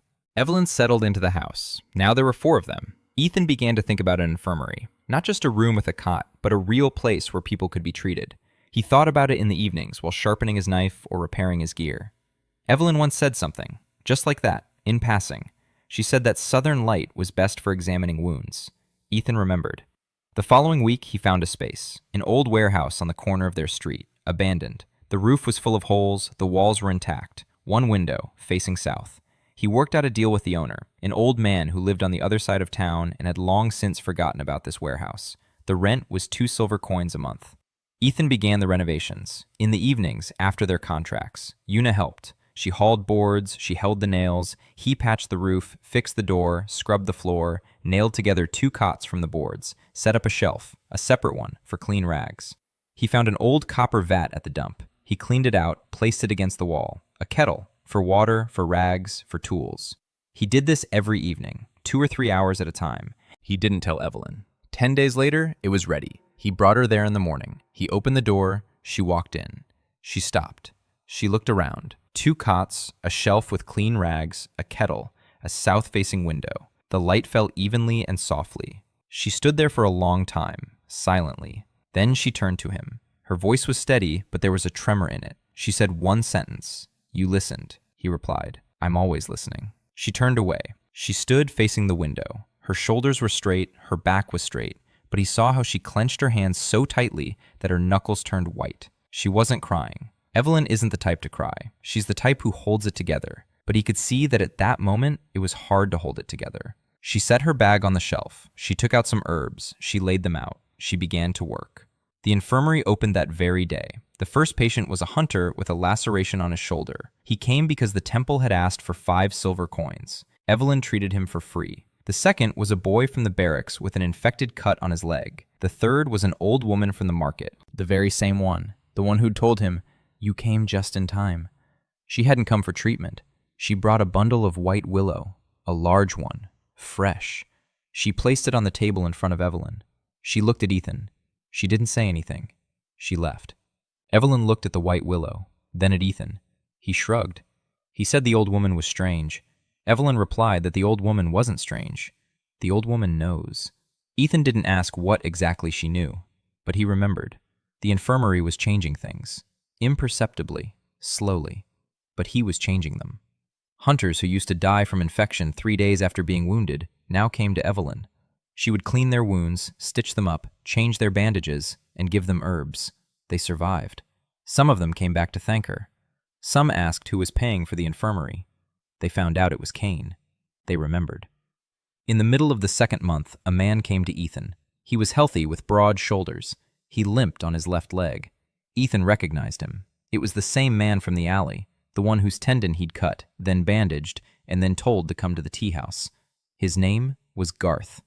A former fighter for the Grey Dogs. After he was wounded, Corvin wrote him off, kicked him out. No money, no place to stay. Corvin had no use for a lame fighter. Garth came and said one thing. He said he wanted to work. Not for Corvin, for Cain.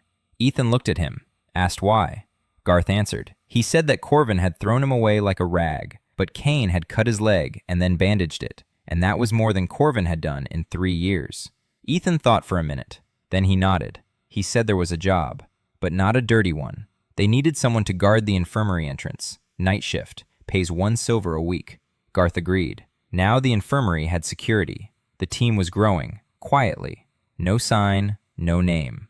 Una, Evelyn, Garth. The 4 of them, plus Sarah. Ethan didn't call it a team. He didn't set goals. He didn't give speeches. He just did the job. Every day. Contract after contract. And after every contract, he did something for one specific person. Not for people in general. For that one person.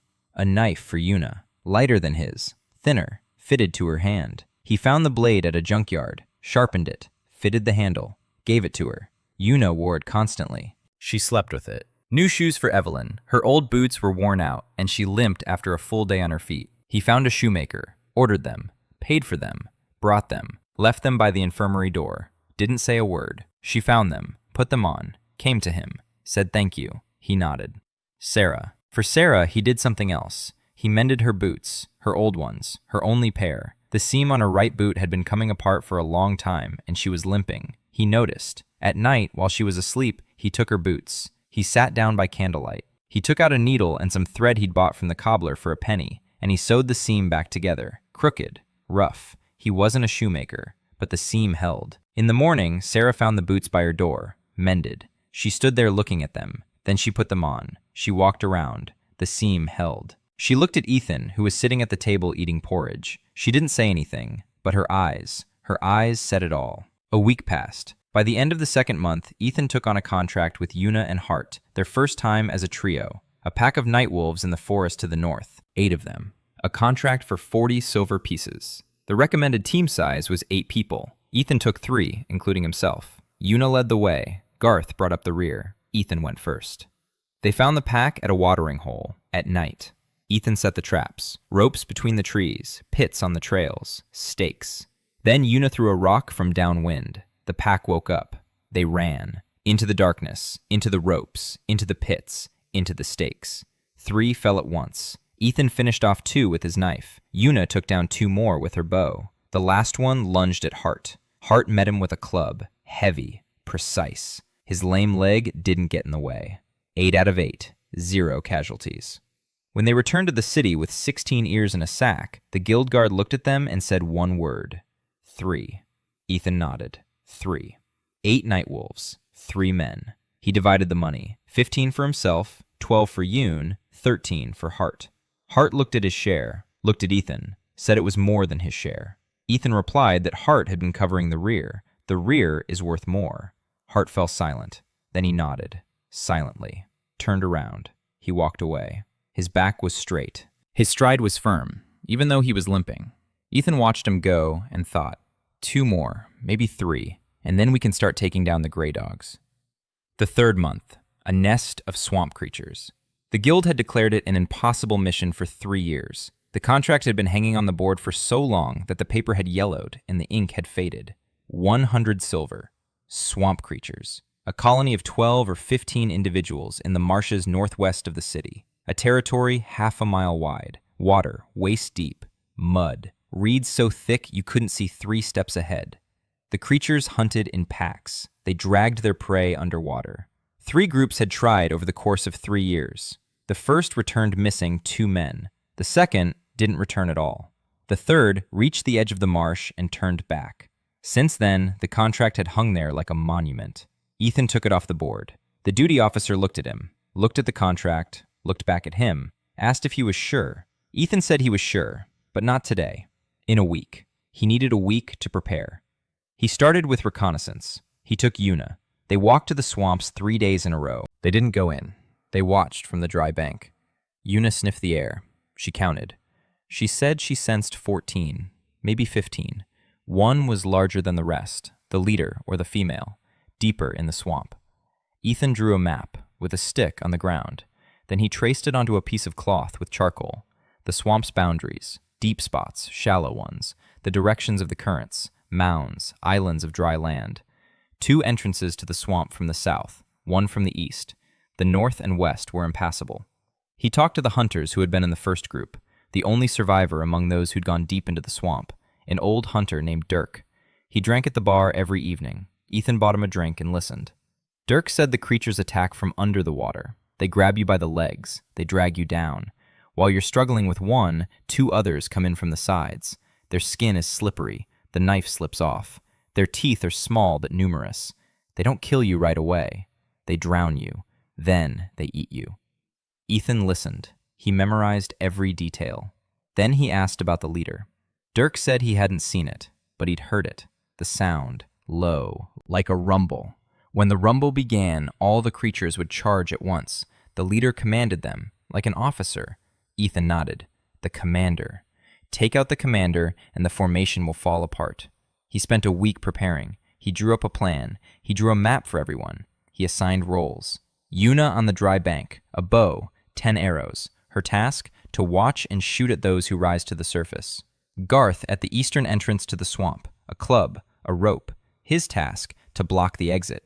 If the creature tries to escape from the swamp onto dry land, intercept it and don't let it through. Evelyn is on the shore. First aid kit, clean rags, tourniquets, herbal decoctions, ready to treat the wounded. Ethan is in the swamp, alone. He explained the plan to Sarah the evening before they set out. She listened in silence. Her face was stony. When he finished, she asked one question. She asked why he himself had to go into the water. He replied that it was because he was the only one who knew how to move silently in the water. She looked at him for a long time. Then she stood up, went to her room, came back, a crossbow in her hand. Small, handheld, old but well-maintained. The mechanism was well-oiled. The bowstring was strong. She placed the crossbow on the table. She said she was going with them. Ethan looked at the crossbow. He looked at her. He wanted to object. She looked at him with that gaze that silences all objections. He nodded. They set out before dawn, 5 of them. Ethan, Sarah, Yuna, Hart, Evelyn. The journey to the marshes took 2 hours. The morning fog lay over the water like a blanket. Silence. Not even a bird was to be heard. Yuna raised her hand. She could sense them. She said quietly that they were all in the water, deep down, asleep or waiting. Ethan assigned positions. Yuna to the high bank, Hart to the eastern passage, Evelyn behind a large hummock 20 paces from the water, Sarah with a crossbow on the southern bank. Crossfire. If it goes wrong, Yuna and Sarah will be able to shoot from both sides. Ethan stripped to the waist. He clenched the knife between his teeth, the machete tucked into his belt.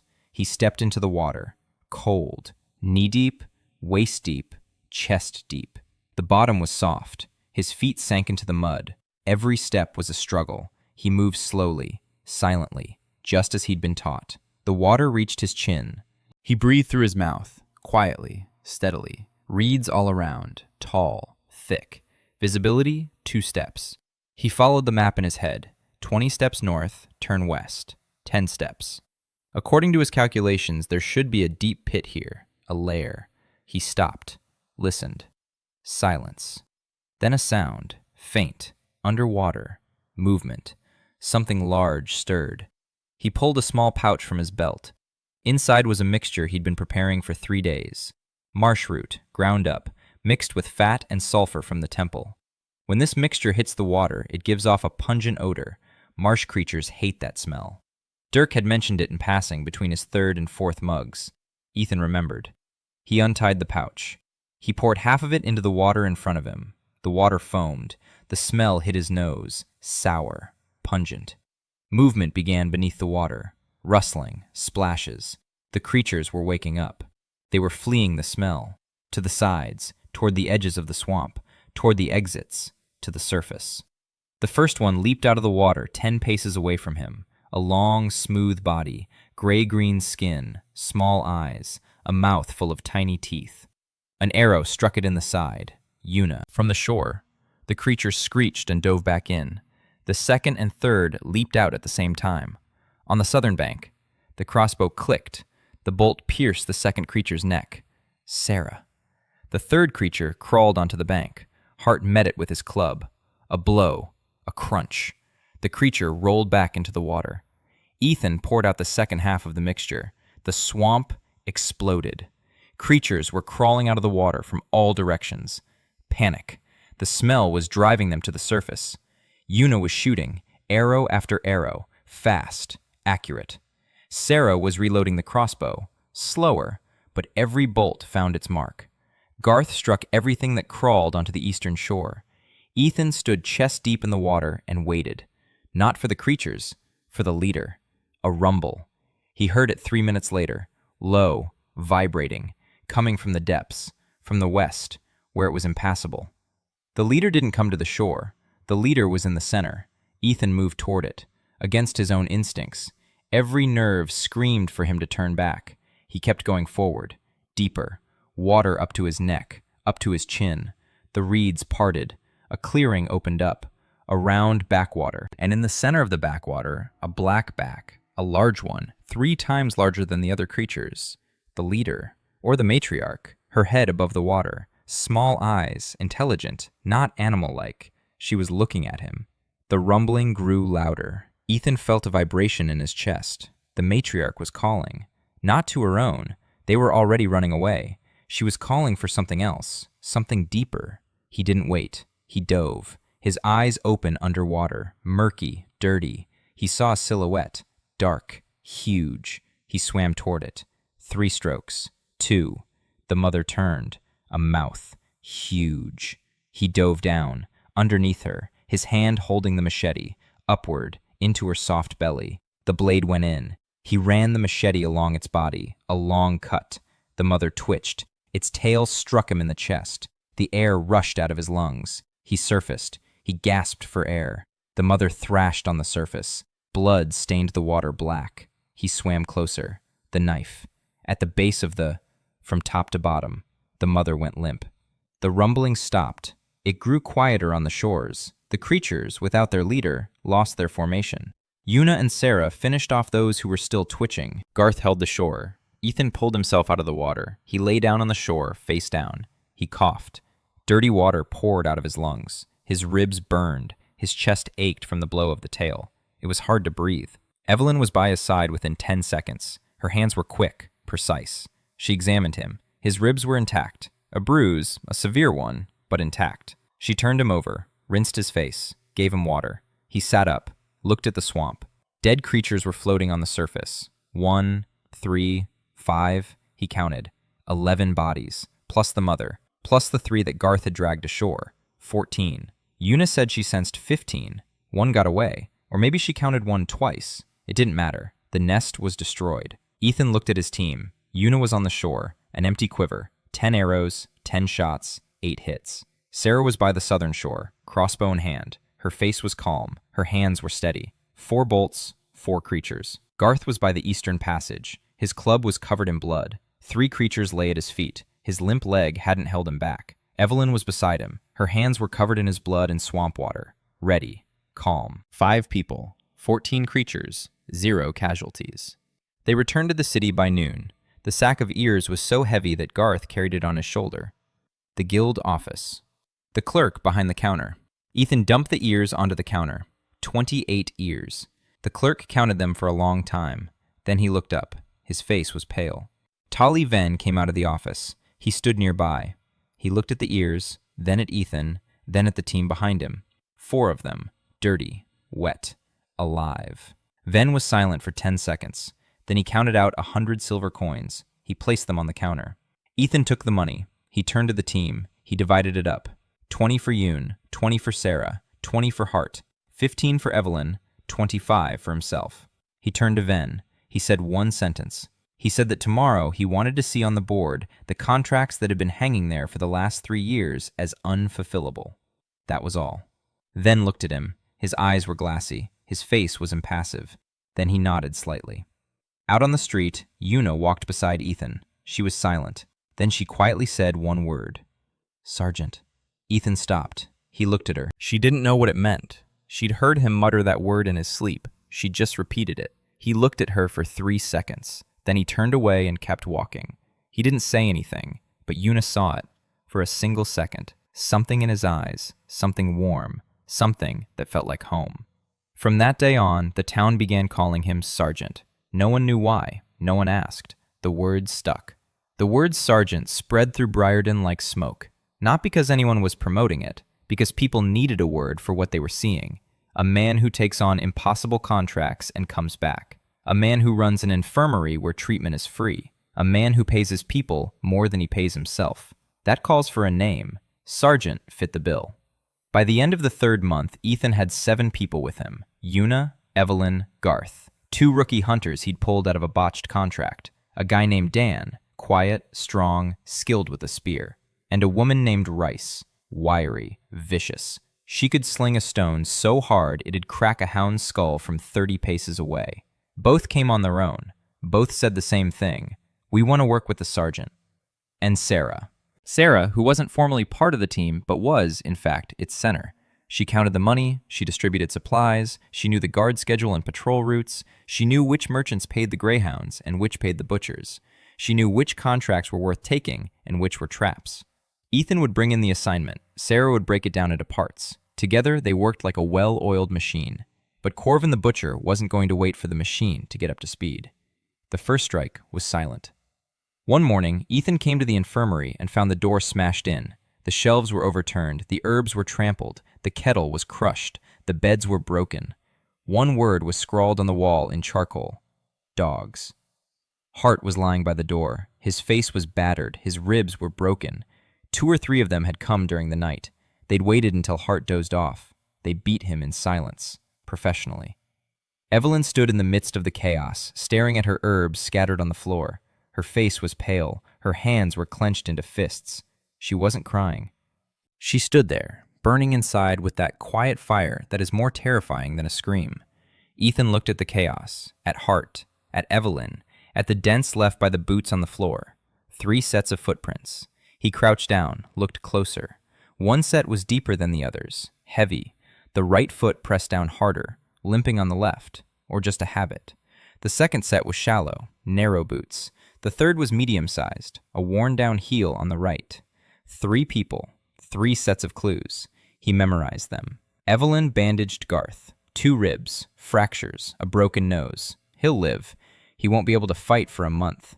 Ethan restored the infirmary in 2 days. New beds, new shelves, a new kettle. There weren't many herbs. Evelyn said it would take a week to restock.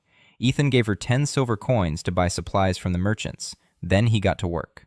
He's not against Corvin, not yet. He's against his money. Sarah gave him a map, not a drawn one, a verbal one. She knew where the greyhounds got their silver. 3 sources: extortion from merchants in the eastern quarter, a cut from contraband through the southern gates, and the juiciest chunk, a cut from the guild through Tali Ven. Then paid the greyhounds for supplying him with people, newcomers, fresh exiles who arrived in Briarden with no money and no choice. The greyhounds intercepted them at the gates. They offered shelter and food. Within a week, the newcomer was already in debt. After 2 weeks, he was sent to the guild on a death contract. If he survived, he paid the money to the dogs. If he didn't survive, Ven took his insurance money and split it with Corvin. A machine. Clean. Well-oiled. Feeding on people. Ethan began to dismantle it, starting with the weakest link, the newcomers. Every evening, either he, Una, or Rice would stand guard at the city gates. When new exiles arrived, they were the first to meet them, before the Grey Dogs. They gave them water. They showed them the way to the infirmary. They told them there was a place in the city where they didn't charge a cut for shelter. Not everyone went, but some did. In 2 weeks, Corvin lost 9 of the 15 newcomers who had arrived. 9 people who didn't become his resources. 9 future corpses who'd been given a chance. Corvin noticed. Hort reported it to him. Corvin summoned Gray. Gray was one of those who solved problems head-on, no negotiations. Ethan had been waiting for this. A week after the infirmary was restored, Meyer came to see him, at the tea house, in the evening. He was drinking tea. She sat down across from him. She spoke quietly. She said that Gray was looking for people, 3 people, for a serious job, not to beat them up, to kill them. The target? The sergeant. The location? The alley behind the market. The time? The night after tomorrow. Ethan listened. He drank his tea. He asked how she knew. Meyer smiled. She said that in her tea house, everyone talk, and everyone thinks the owner isn't listening. He asked how much he owed her for this information. She shook her head. She said nothing. She said she had a list, the names of the people who sold her younger sister into a death contract. 6 names. 4 of them are connected to the Grey Dogs. She said that if the sergeant was going to take down the dogs, she was on board.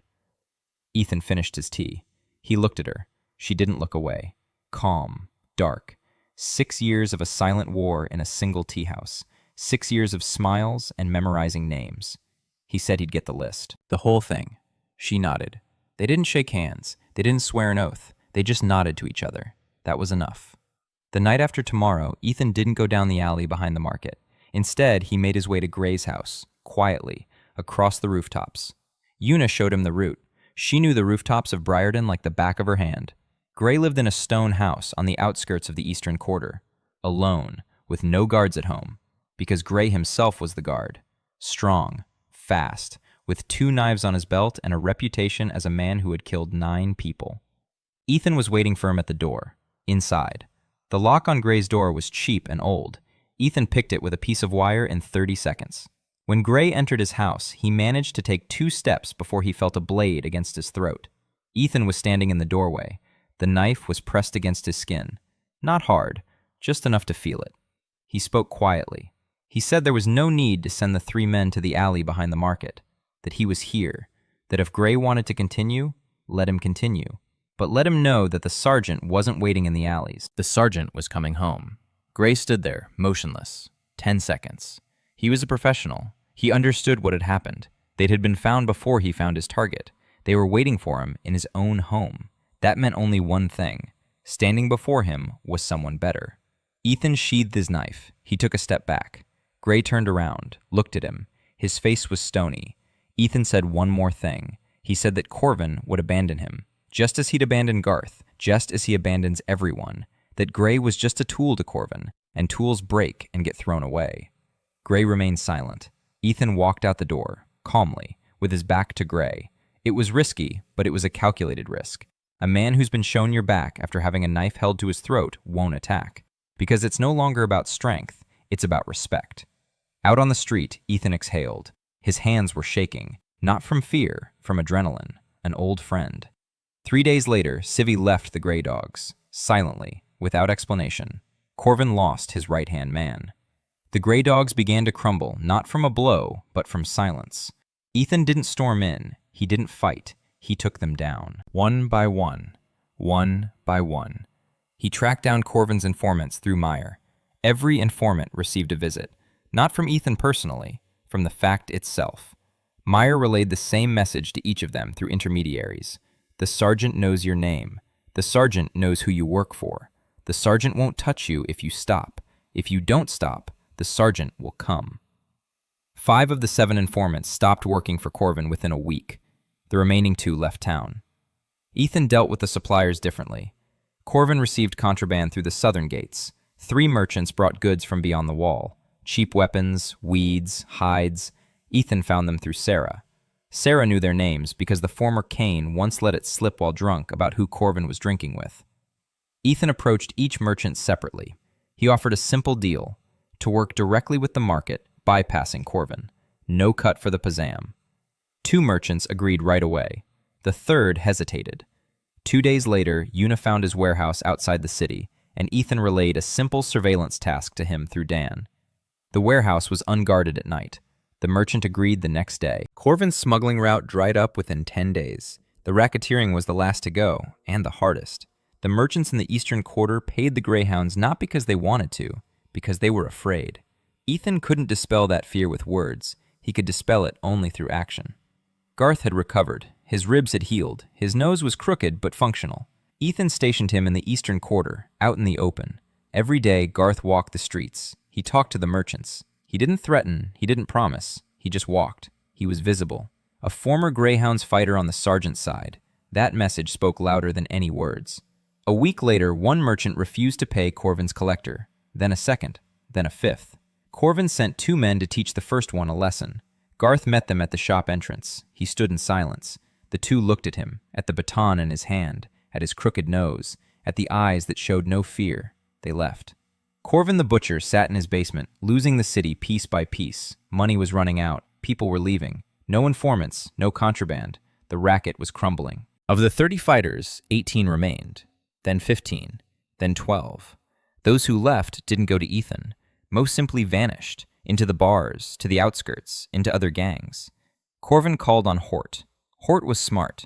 He told Corvin they needed to negotiate, that the sergeant wasn't an enemy you could just beat up, that the sergeant was a different kind of problem. Corvin didn't listen. Corvin was the kind of guy who settled things with his fists. He'd always settled things with his fists.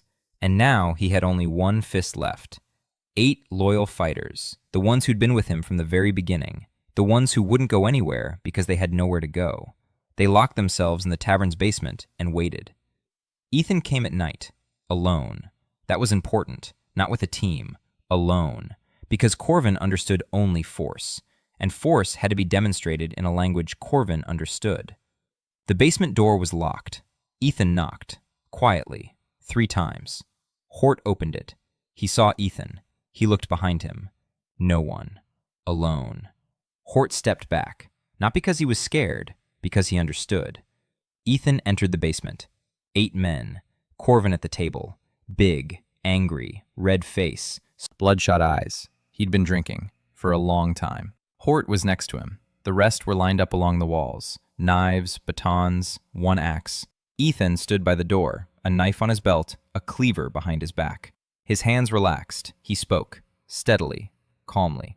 He said there were no more greyhounds in Briarden. That this wasn't a threat, but a fact. That the money had run out. That the people had left. That the city was no longer theirs.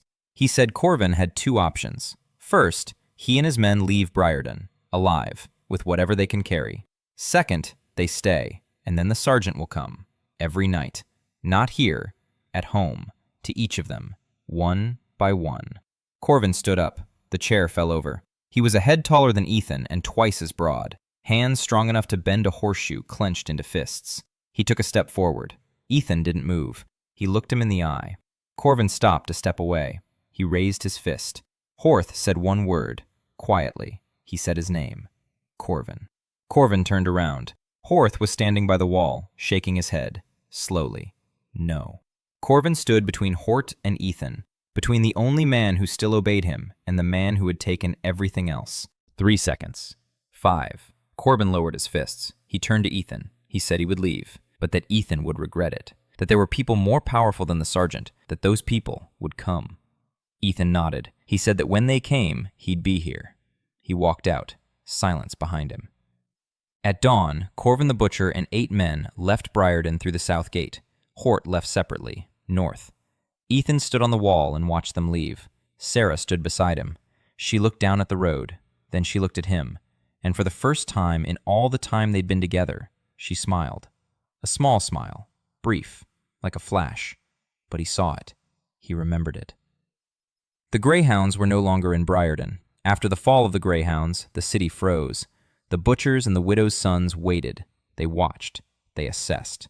The 2 gangs that had shared Briarden with a third suddenly discovered that the third was gone, and in its place stood a man they didn't understand. Burns the Butcher sent a man to Ethan to negotiate. He proposed a division of territory.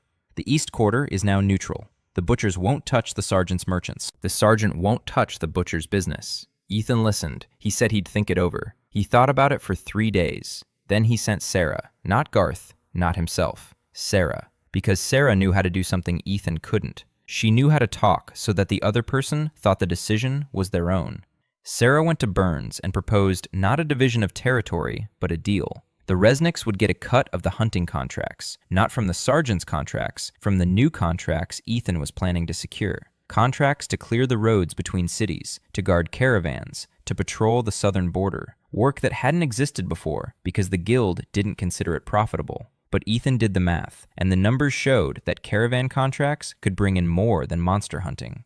Burns listened. Burns thought it over. Burns agreed. The widow's sons came themselves, the eldest of the 4 brothers, a quiet man with a quiet voice. He didn't haggle. He said the sons didn't want war, that the sons were willing to pay the city a tax if the city left their business alone. Ethan asked what kind of business. The eldest replied, brothels, booze, and gambling. Ethan thought it over. He chose his battles, not all at once.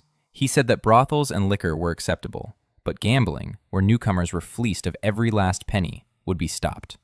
The eldest looked at him for a long time. Then he nodded. 2 gangs, both pay taxes, not to the guilds, to the city. The money went to the infirmary, to maintaining the city gates, to the streetlights along the main street.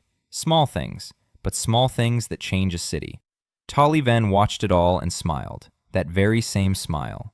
Oily, subtle.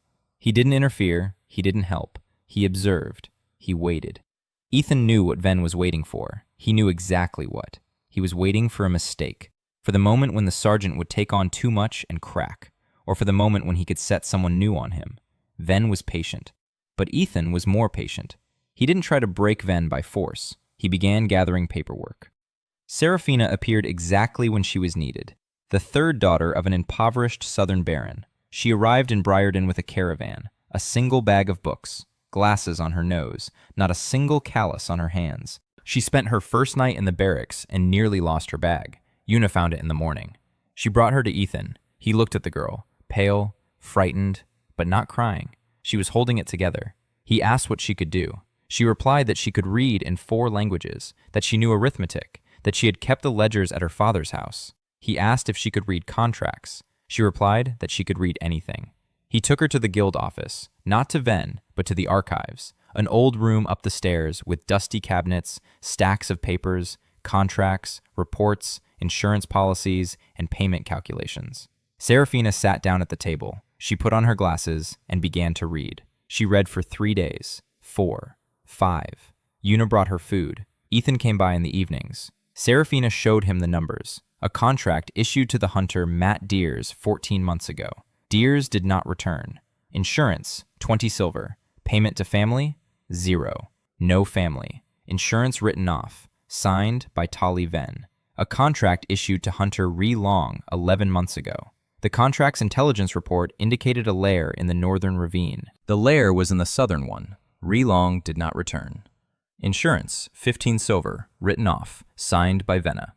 Contract after contract, name after name, signature after signature. Serafina worked all night. She was compiling a list, the names of the dead, the insurance payouts, errors in the reconnaissance, every error in one direction. Every error made the contract more dangerous than it appeared. A fluke once, a coincidence twice.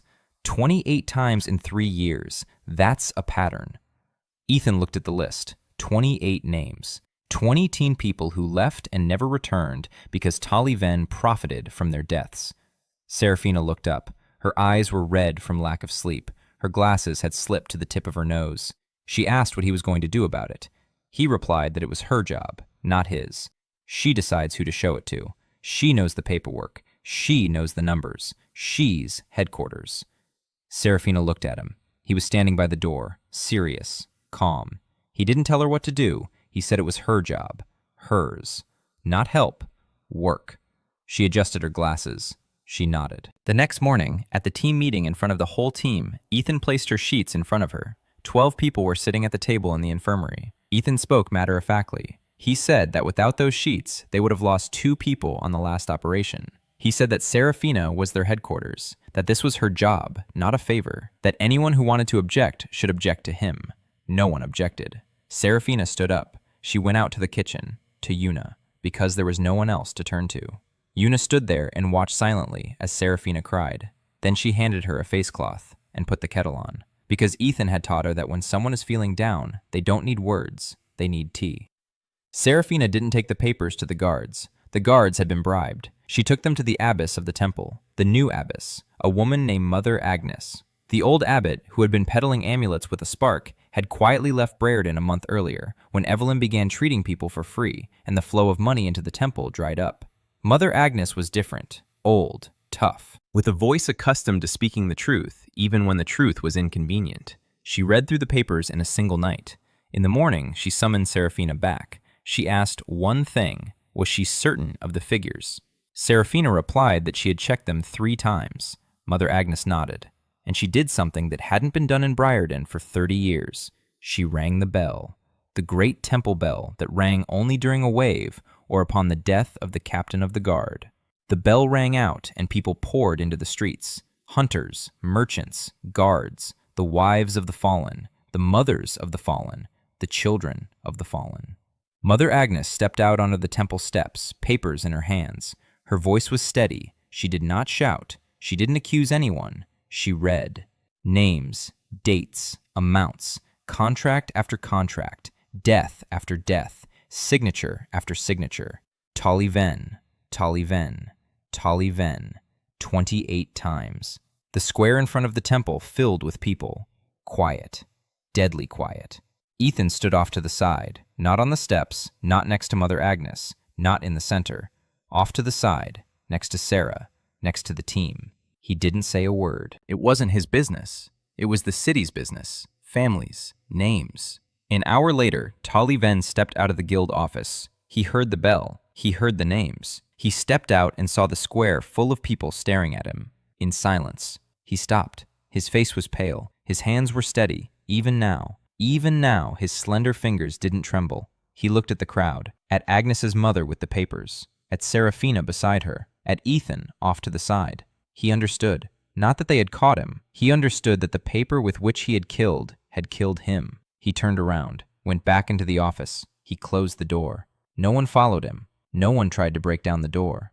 2 days later, Tali Venn died in his office of a heart attack. That's what they wrote in the Watch Journal. No one in town pretended it was a heart attack. Ethan stood outside the guild office as they carried the body out. He watched. Sarah was beside him. She was looking at the stretcher, then at Ethan. She said quietly that he could have done it himself. Faster, easier, with a knife. Ethan replied that he could have, but then it would have been his knife. And this way, it was the city. And the city must be able to decide for itself. Sarah looked at him for a long time. Something in her face changed. Not a smile, deeper than a smile. She took his hand, for the first time. She just took it. Her fingers were cold, slender, strong. He didn't squeeze, he didn't let go. He held on. They stood like that until the stretcher disappeared around the corner. That same evening, Sarah did something she'd been putting off for 9 months. She took a notebook out of the hiding place under the floor. A small one, leather-bound, worn. She placed it on the table in front of Ethan. He looked at the notebook. He looked at Sarah. She was standing across from him, her arms crossed over her chest. Her face was impassive, but her eyes spoke volumes. She was afraid. He opened the notebook. Names, dates, amounts. Dozens of names. Lords, merchants, judges, half the southern nobility. Money that flowed through the hands of a man known in the capital as the Quiet Barrister. And Sarah was his right-hand woman. And Sarah had left with those names. Ethan read, slowly, page by page. Then he closed the notebook. He looked at Sarah. She was waiting for questions, accusations, anger. He asked one thing, asked if it was all of it or half. She blinked. She replied that it was half, that the other half was hidden somewhere else, that she couldn't give it all back yet. He nodded. He put the notebook back on the table, in front of her. Not for himself, for her. He told her it was her notebook, her decision. When she was ready, she'd give him the rest. He wouldn't ask. Sarah stood there, staring at the notebook, at him, at the notebook. Then she sat down, slowly, as if her legs had stopped supporting her. She said quietly that she'd been waiting for this conversation for 9 months, that every day she'd thought he'd asked today, that every day she'd prepared her answers, but he hadn't asked. 9 months, not once. Ethan sat across from her. He looked at her. He replied calmly. He said that when a person hides something, it means they're not ready to give it up, and when they're ready, they give it up on their own, like now. Sarah lowered her head. She covered her face with her hands. She didn't cry. She just sat there, breathing. A minute later, she raised her head. Her eyes were red, dry. She said that Barrister knew where she was, that his men were already on their way, that they'd be in Briarden in a month, maybe sooner. Ethan nodded. He said he'd be here. She looked at him and said quietly, "Let's go to bed." Her husband. He stood up. She stood up. They went to her room. He down next to her. Didn't hug her. Didn't touch her. Just lay down next to her. She lay on her back and stared at the ceiling. He lay on his back and stared at the ceiling. 10 minutes later, she turned onto her side, facing him. She closed her eyes. Her breathing evened out. She fell asleep, next to him. For the first time in their lives. He lay there listening to her breathe, steady, calm, like someone who had finally stopped waiting for the blow. He didn't sleep until morning, not because he was keeping watch, because he didn't want to miss a single breath. Barrister's men arrived 3 weeks later, 4 of them, quiet, professional. They came with a caravan posing as merchants. 2 of them stopped at the tavern by the market, 2 stayed in the barracks. Meyer noticed them on the very first day. She came to Ethan's tea house that evening. She said that 2 of the 4 had ordered tea but hadn't drunk it. They sat there staring at the door. People who don't drink tea in a tea house aren't guests. It's the eyes. Ethan nodded. He'd been waiting for them. He'd been preparing. Serafina mapped out the guard patrol routes. Yuno watched the 4 from the rooftops. Garth and Dan blocked the exits from their neighborhoods. Rice was on the roof across from the tavern with a slingshot. Sarah stood next to Ethan at the table. A notebook lay between them, both halves. She'd handed over the second one that morning, silently. She placed it on the table next to the first one. She looked at him. He looked at her. Not a word. He took both notebooks and did something she hadn't expected. He sat down and copied all the names onto a separate sheet of paper. Every name, every amount, every date. Then he gave the notebooks back to her.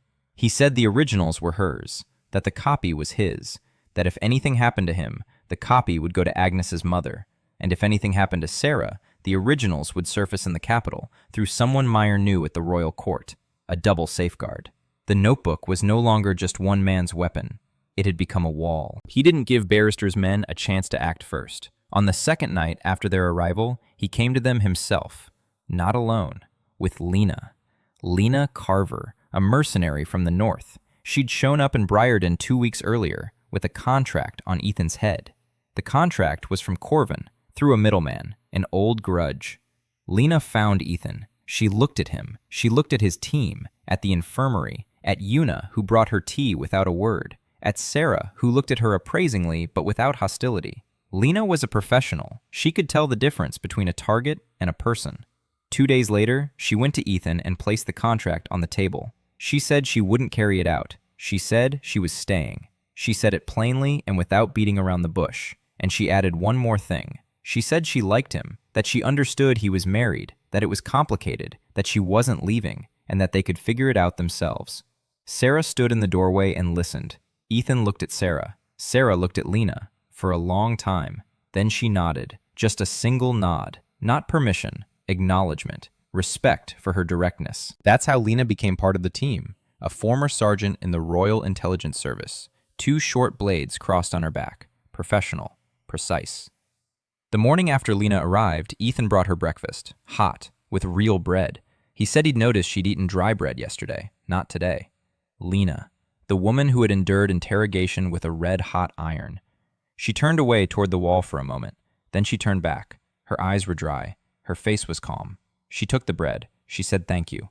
She ate slowly. Ethan and Lena went to see Barrister's men that night. 2 of them were in the tavern, a room on the 2nd floor. The door didn't creak. Ethan had checked the hinges earlier that day and oiled them. They entered quietly. 2 were asleep. 1 woke up from a draft. A pro. Lena was faster, a blade at his throat. Quiet. Ethan sat down in a chair across from him. He spoke, calmly. He said he knew who had sent them. He said the notebook was safe, that if anything happened to Sarah or to him, the names from the notebook would end up in the capital in the hands of people with whom the barrister couldn't negotiate. He said the barrister could take his men and forget about coming to Briarden, or he could try, and then the names would surface sooner. The man with the blade at his throat listened. Then he asked one question. What the sergeant wanted. Ethan answered. He said he wanted Sarah to be left alone, forever. The man said it wasn't his decision. Ethan replied that he knew, but that he would pass on the message, and that Barrister would weigh it, and that the balance would not tip in favor of war. The 4 of them left the next morning, quietly, just as they had arrived. Meyer watched them go from the window of the tea house. She turned to Ethan. She nodded. They were gone. A week later, Lena came to him with the news. Her old contacts in the Royal Intelligence Service had reported that Barrister had recalled his people, all of them, from everywhere. He had done the math, and the numbers didn't favor the war.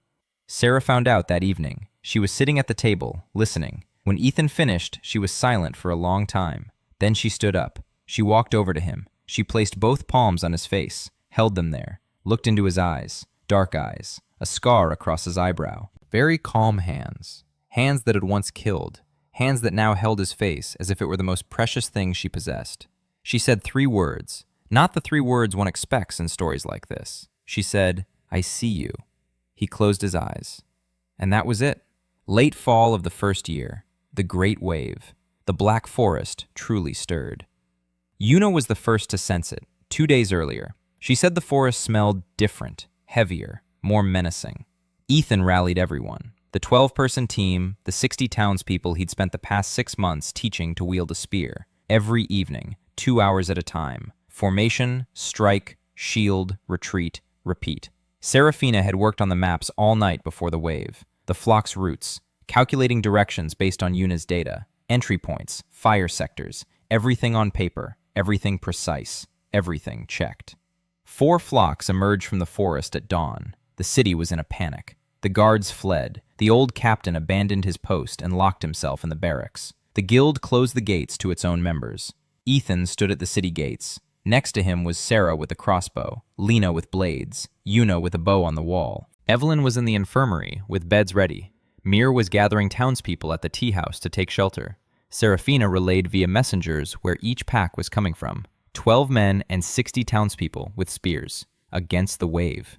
Ethan walked the length of the formation once. No speech, just one sentence, calmly. He said that none of them would die today, that he had a plan, that they should listen. They listened. They met the first pack on the southern road, the ditch they'd been digging for a month, stakes at the bottom. The pack charged in at full speed. Half of them were left in the ditch. The rest were finished off with spears. The second pack was driven into a narrow alley between the warehouses. Una set the hay on the rooftops ablaze. Smoke and fire drove the creatures into a dead end. Hart and Dan stood at the exit. The third pack circled the city from the west. Serafina saw this thanks to the runner. Lena took 5 men and intercepted them on the bridge over the stream. It was narrow, a single passage. Lena stood at the front, 2 blades. The bridge was covered in blood. Not a single creature got through.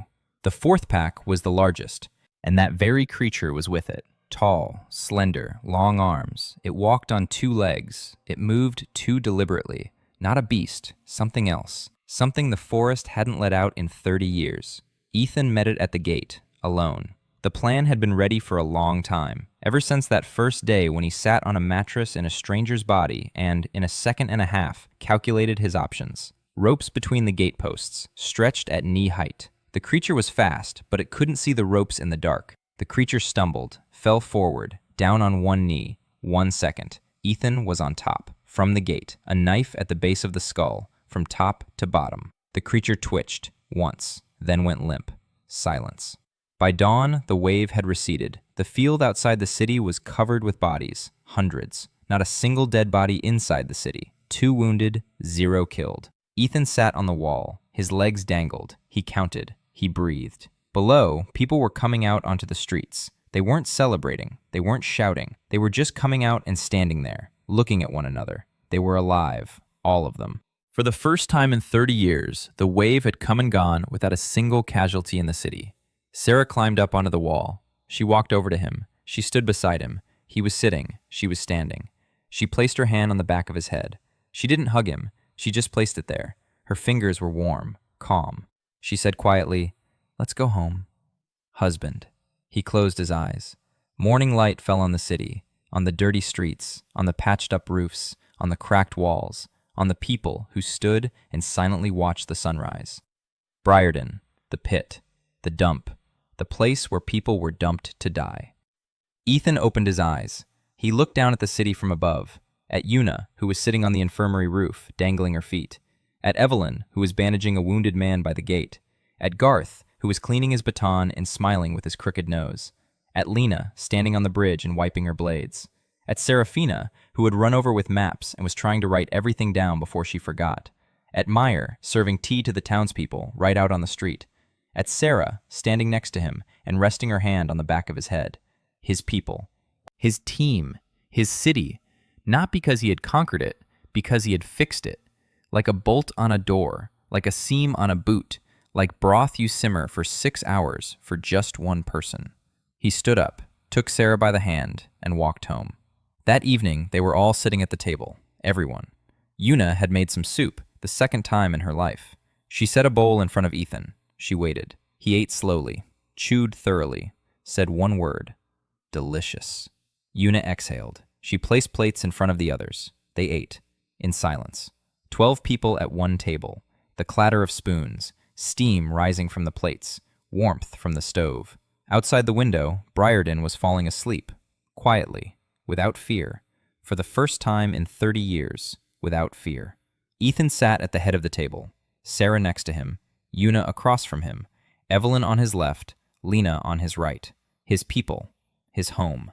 He hadn't saved the world. He hadn't slain a dragon. He hadn't become king. He had mended one small, broken town on the edge of the map, one person at a time, one door at a time, one bowl of broth at a time. And when everyone had fallen asleep, the house had grown quiet, and the candle had burned out, he sat alone at the table. In the darkness, in a body that no longer felt foreign, in a world that no longer felt foreign. He closed his eyes, and for the first time since that morning when he'd woken up on a straw mattress beneath dark rafters, the word home wasn't about a place. It was about people.